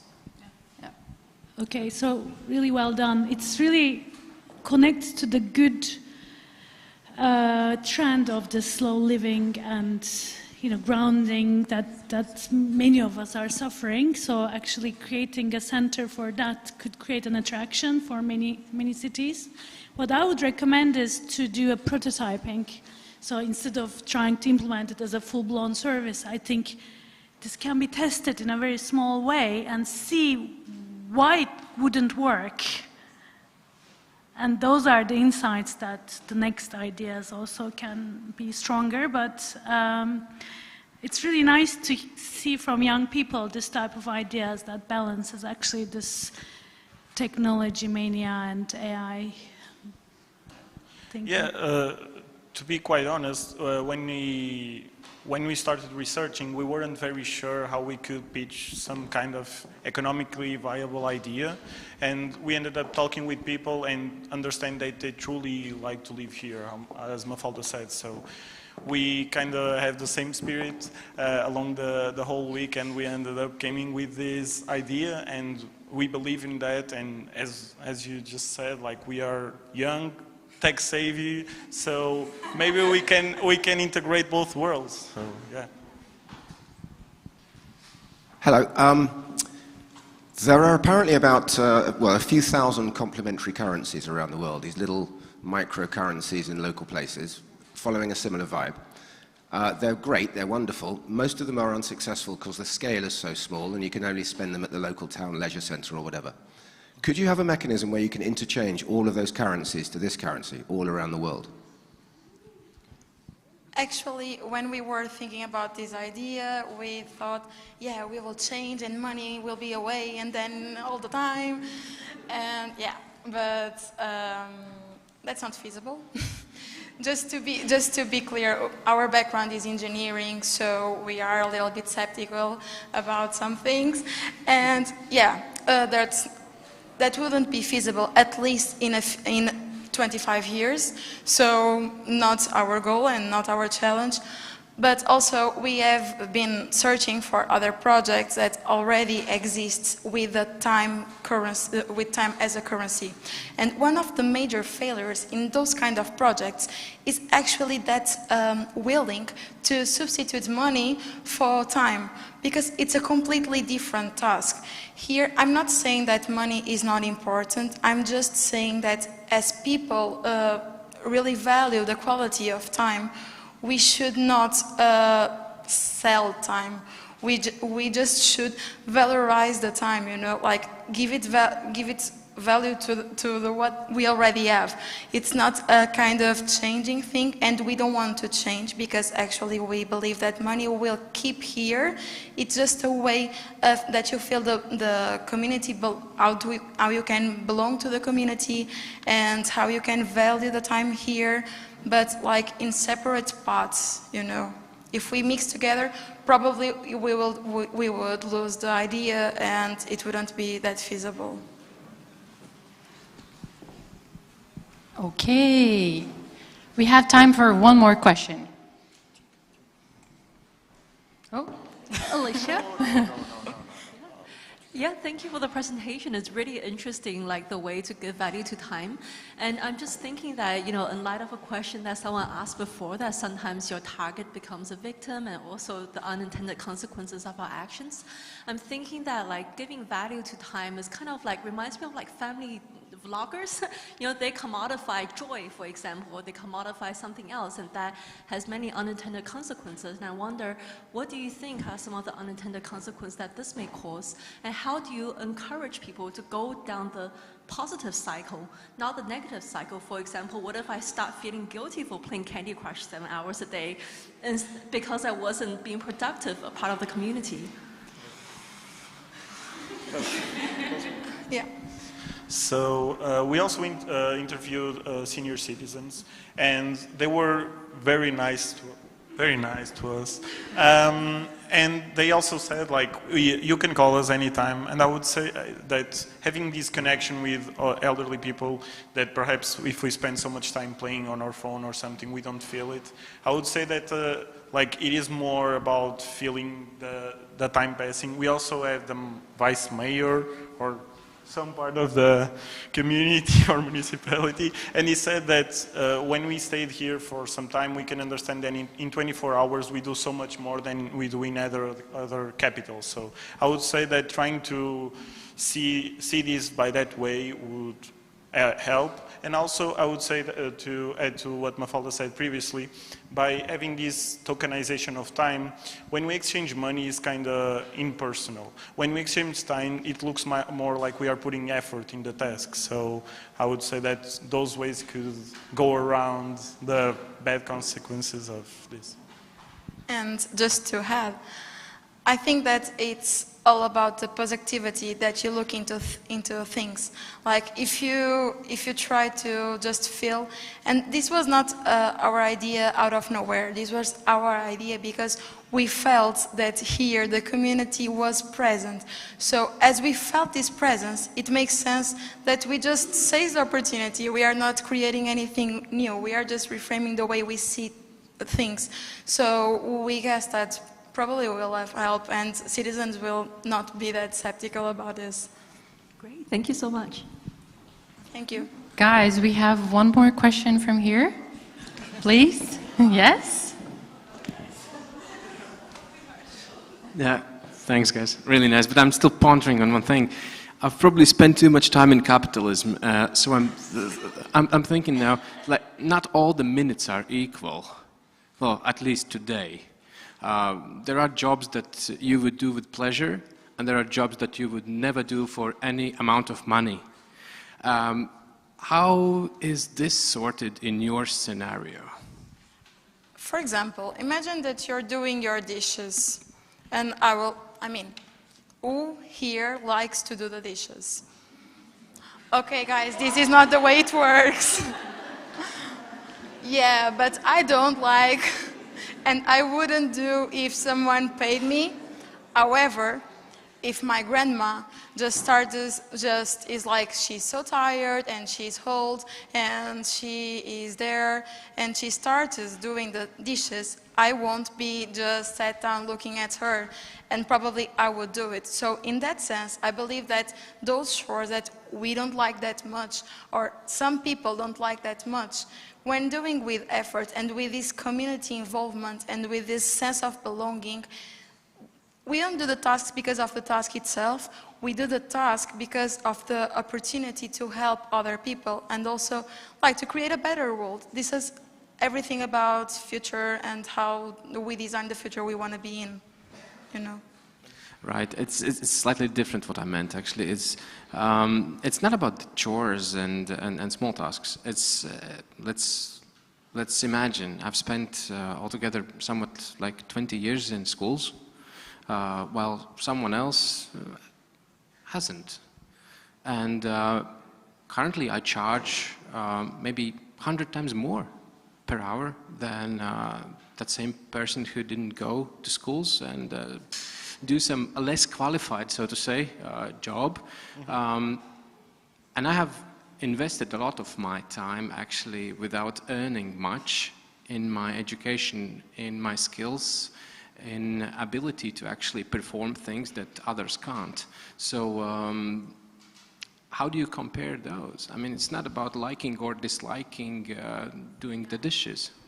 Yeah, I understand what you were saying, but I also feel like who would join this would be people that actually want to contribute to the community and not so much try to earn more because they have expertise. I would say that they would try to teach others how to make it better and how to, because what we also heard is that people want Kuldīga to develop, of course, and to have more opportunities to everyone, but they also want to remain with the same identity. So I would say that people perhaps could do the tasks more efficiently, find out how others that have way more expertise and way more experience in the field could teach others. So this is more a feeling of community, and we also said that we wouldn't take money from the equation. So it would more feel like you were actually involved and you have some power. Because if you work in a capital, you can earn a lot of money, but you don't have much power in the decisions that the municipality is taking. How we said here is that the municipality would somehow help us with this, so perhaps you are also more heard within the community and what do you feel, and also we would have some kind of feedback loops in here, so when people transaction their Kuldīga points that act as time, they could also review it as they feel better for doing so or not so good, and we find out why and how could we tackle this by going on. And something that is important to say is that the amount of points would be like in the regulated by the market. So if you don't feel comfortable in doing that for that amount of points, you can just decide not to do it. So it's like it's something that you can just give up or no according to the bet they're doing. Thank you. Yes, a round of applause.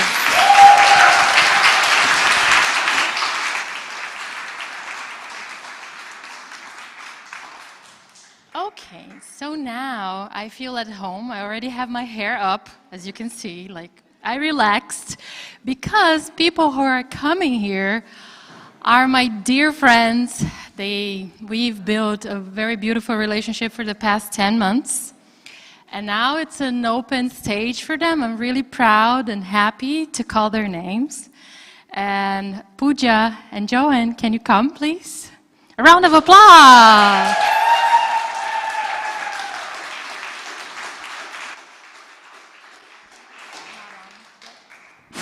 Mic check, 3, 2, 1. Yes, what? You have? Take this. Hi, everyone. Hello. All right. So we're going to talk about lessons beyond the classroom. But first, who am I? My name is Joanne, and I'm from Kenya. Hi, my name is Pooja, and I'm from India. And together we are in the SDSI cohort that's here for the first year. And we are 31 students from 22 countries, and we love to joke when we hang out that we're like a mini United Nations. So actually today, how I'm dressed is a representation of that. This is a traditional dress from Kenya. I have a band, which was a gift from Brazil. I have ears, which were a gift from Pakistan. So, wow. Let's go. I am dressed in my regular clothes. But, all right, so we're talking about reflections on futures in place. So what is place? It's the people. Yes, I think place is also emotion. The community. Yeah, and I think it's also the system. It's not really just a like physical thing. It's a whole embodiment of many things. So basically, when we came to Kuldīga, we started with this really amazing class called Introduction to Service Design. By Christopher Kelly. Yeah, and I think we forgot to take this. Too excited to get on stage, it's sorry. Okay. It's service design. Yeah. And so the first thing we're going to talk about is play as a process. We started our class with Christopher Kelly, and this ignited a fire of play in us. We would come to class and play and dance the first 30 minutes. After class, we'd light a bonfire and you'd tell us stories like how they used to do in the olden days. We would go to the Venta waterfall and massage our backs under the cold waters of the Baltic rivers. And we even used to play volleyball after that. But what happened in that is we realized that through play, you can spark creativity. Most of us had been in the corporate world and we felt like, no, we're not creative. But through this process, we did feel kind of creative. We became kids again. And this set the tone for how the entire year went. So this is Bobby's. He should get an honorary SDSI degree. Ilse, I request, please. He's been in almost every class with us. But immediately after this introduction to service design, we cooked together. We had a party. We invited Christopher, and he came. We didn't expect our professor on the first week to come. And basically, we learned that play isn't a break from learning. It was the actual learning. So we love to play because this is service design.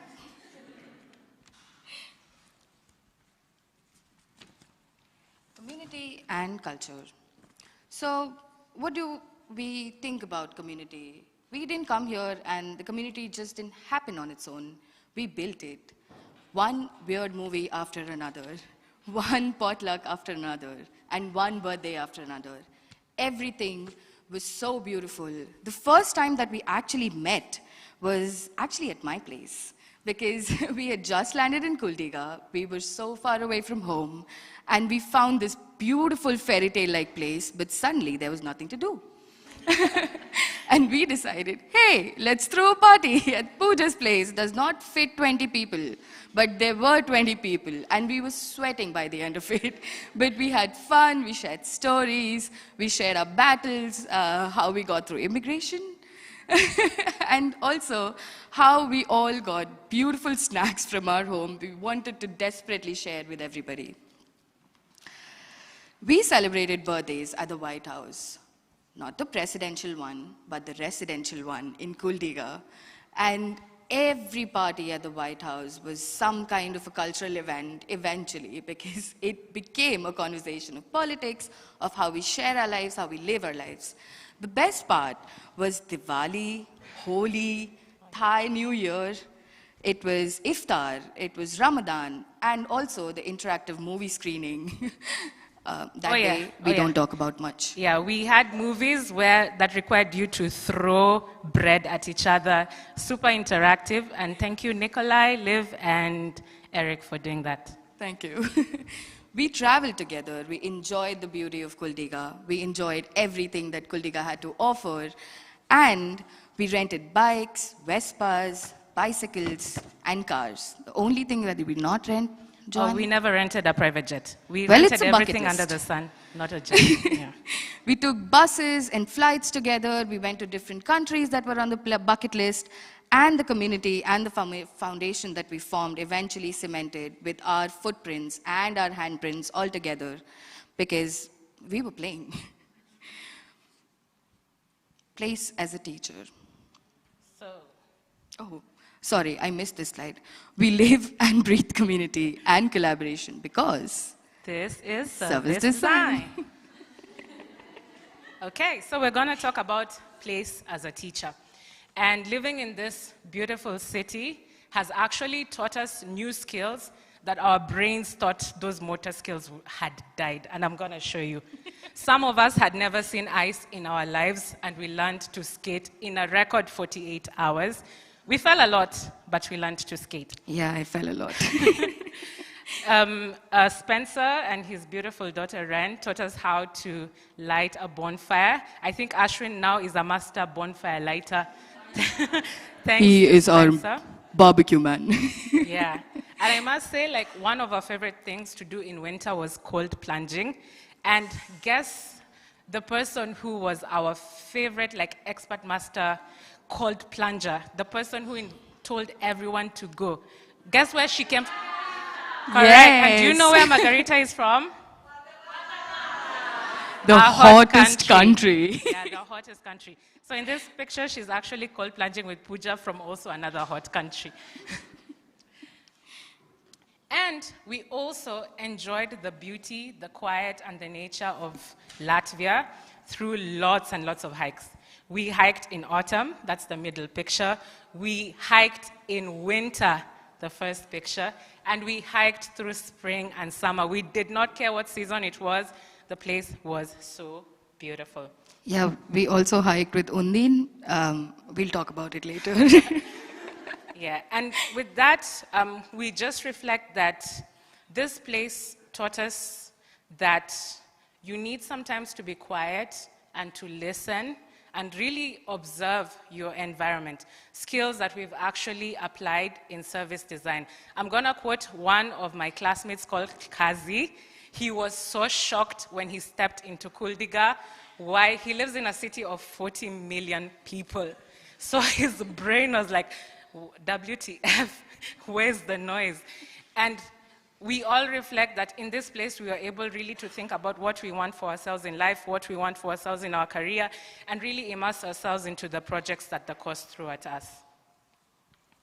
And in this sense, we used a lot of contextual approach, and we love active listening because this is service design. Let's talk a little about playing and co-creating. We didn't just study, we co-created along with this entire progress and the entire program. We played Catan, Jungle Speed, shout out Julia. We played D&D.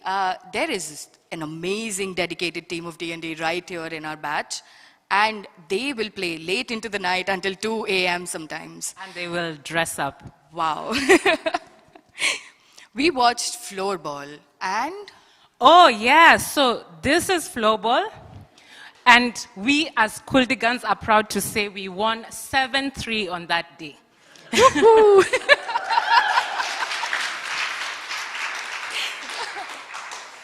We also played cricket, volleyball, basketball, and also billiards throughout the night sometimes. Co-creation wasn't just within our own batch, but it was also with other schools in Kuldīga, especially the Kuldīga Technology and Tourism. This co-creation helped all of us. I mean, it eventually became a game, I guess. Yeah, so we co-created with our neighboring school, and that eventually led to hanging out, doing board games together, and we've left that relationship open for the next cohort to see what SDSI can do with the Kuldīga Tourism and Technology School. We facilitated the Kuldīga Service Design Jam. Shout out to Michael, Margarita, and Maria. And John. And John. Yes, John, thank you. And Julia. Woo! There were 22 attendees, 3 sponsors, 48 hours, and 3 service design projects for the community of Kuldīga. Again, we go beyond the brief and the course and into the community because this is It's service design. Yeah, and now we reflect on futures. So some of our deepest learnings were from a lot of people, and we are talking outside the class. So outside the class, we hang out with our professors, we hang out with our local buddies, and I'm going to talk about our local buddies. Local Buddies is a program that was started by Linda from the previous cohort, and thank you so much.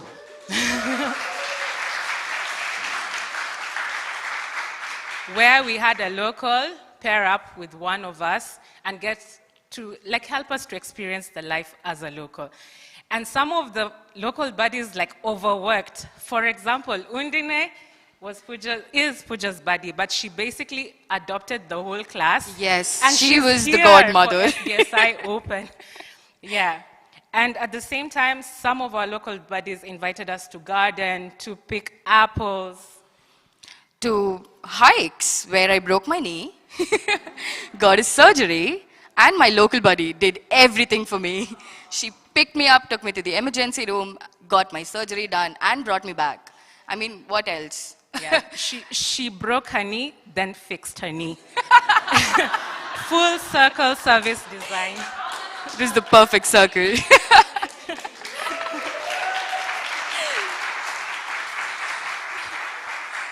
Talking about full circle, we shared a meal with Waitress. He cooked for us.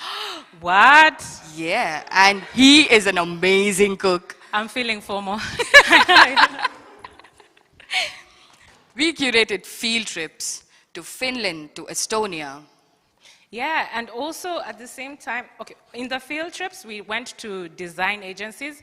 We reached out to them as a class, and we got to learn about the industry and how to get ourselves ready for it. We also, through our networks within the class collaboration, reached out to, shout out to Camila and Hugo Diaz, their service designers from Mexico and Colombia, who met us on call, free of charge, 1 hour and other minutes, to talk to us, answer our questions, share case designs, case studies, yeah, and just help us to understand what the market currently needs. These are our happy faces, and this is our class of 2024-2026 of SDSI. SDSI. So thank you for walking the journey with us, just seeing how this place has shaped the kind of designers we are. And we are leaving Kuldīga, and it's actually so sad. We came with this because we felt it would be so emotional and talk and ramble endlessly about things you wouldn't want to hear.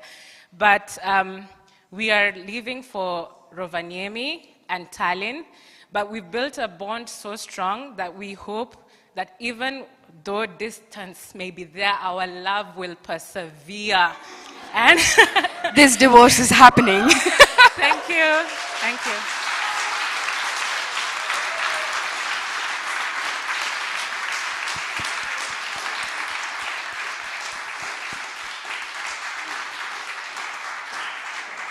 Guys, we have open questions for you, whatever you want to ask those beautiful ladies.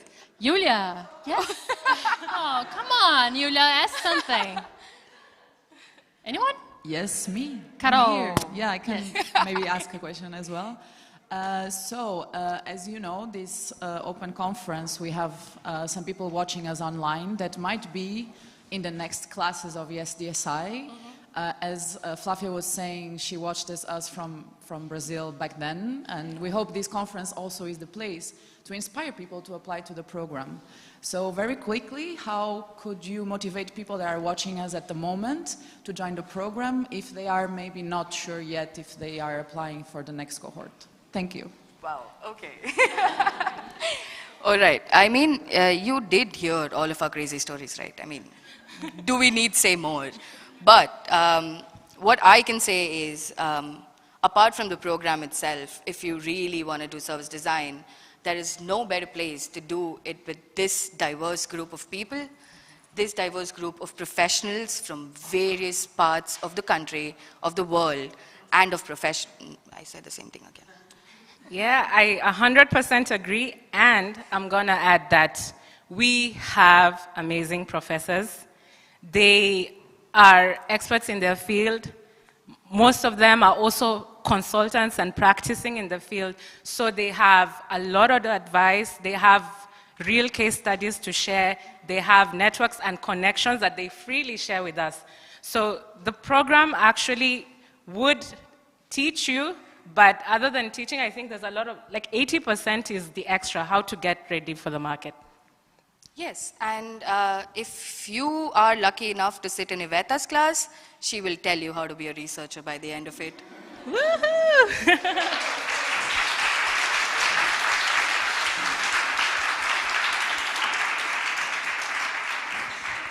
Another question? Yulia, you have a question, I know. No, Yulia. Adi, you have a question. Okay. Adi has a question. Flavia, can I ask you a question? Oh, yes. Okay, tell us about Kuldīga in general, because I've seen you running everywhere. Oh my gosh. She's a sportswoman, man. Okay, about running in Kuldīga, there are a few nice spots here. Yes. Mainly the highway is nice. Yes, trust me. Wow, it's so diverse. I don't know if I shouldn't. People looked very scared when they saw me, like the cars and everything, but it's good running there. And there are lots of beautiful forests where you can run also. And I was afraid of not being able to move my body during winter, and I could. So people from Brazil, yes, you're going to be able to run here. Yes, I ran when it was really, really cold. So yeah, you can run in Kuldīga. Yes. Nice.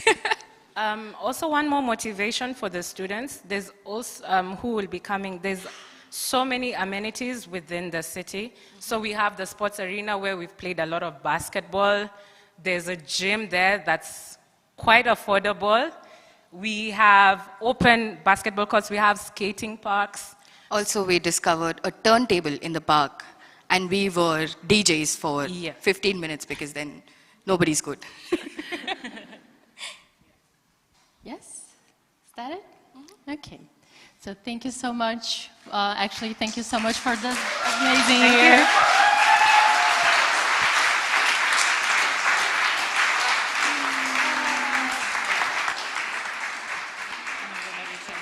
So I have to. So to wrap up a bit, we discussed today a lot about future, and we had amazing panelists.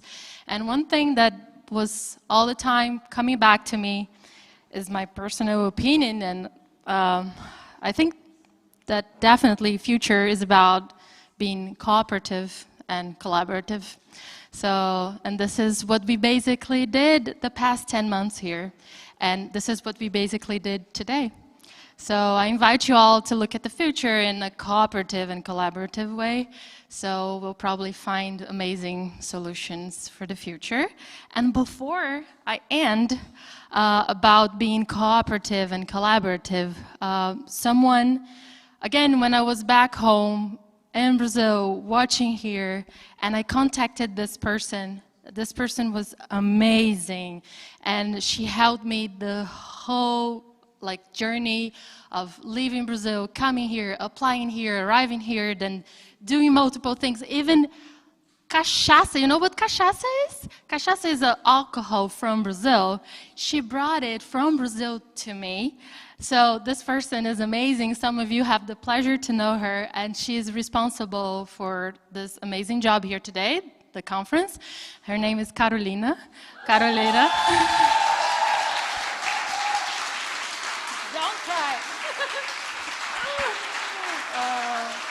Thank you so much. You're amazing. Yes, you are. And I don't know if you want to say a few words. You're crying, but I'm sure. I'm sorry. Yeah, I can just a little. Thank you. No, Flavia. No, we have this connection, and we met over email with questions or LinkedIn. Yeah. No, I think indeed we created this great connection, and this program is giving us these connections. And every time someone asks me, but why would you go to these countries? It's cold, you're from Portugal, like Brazil. Like, what is the motivation? And if you ask me sincerely, it's about the people. It's about what we are creating together.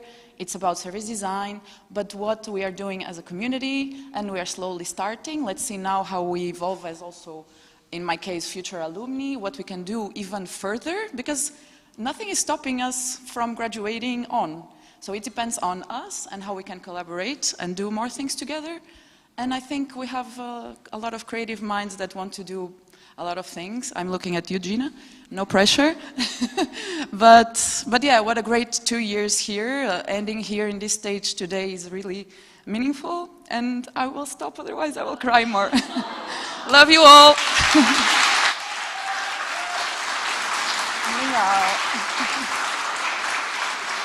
Cachaça is coming. Opa! I don't know if we have enough for everybody, but yes. So that's it. It was such a big pleasure to be here today with you all, and also to be with my friends for the past 10 months here in Kuldīga, Datu, and amazing teachers. So thank you so much. I hope to see you next year again.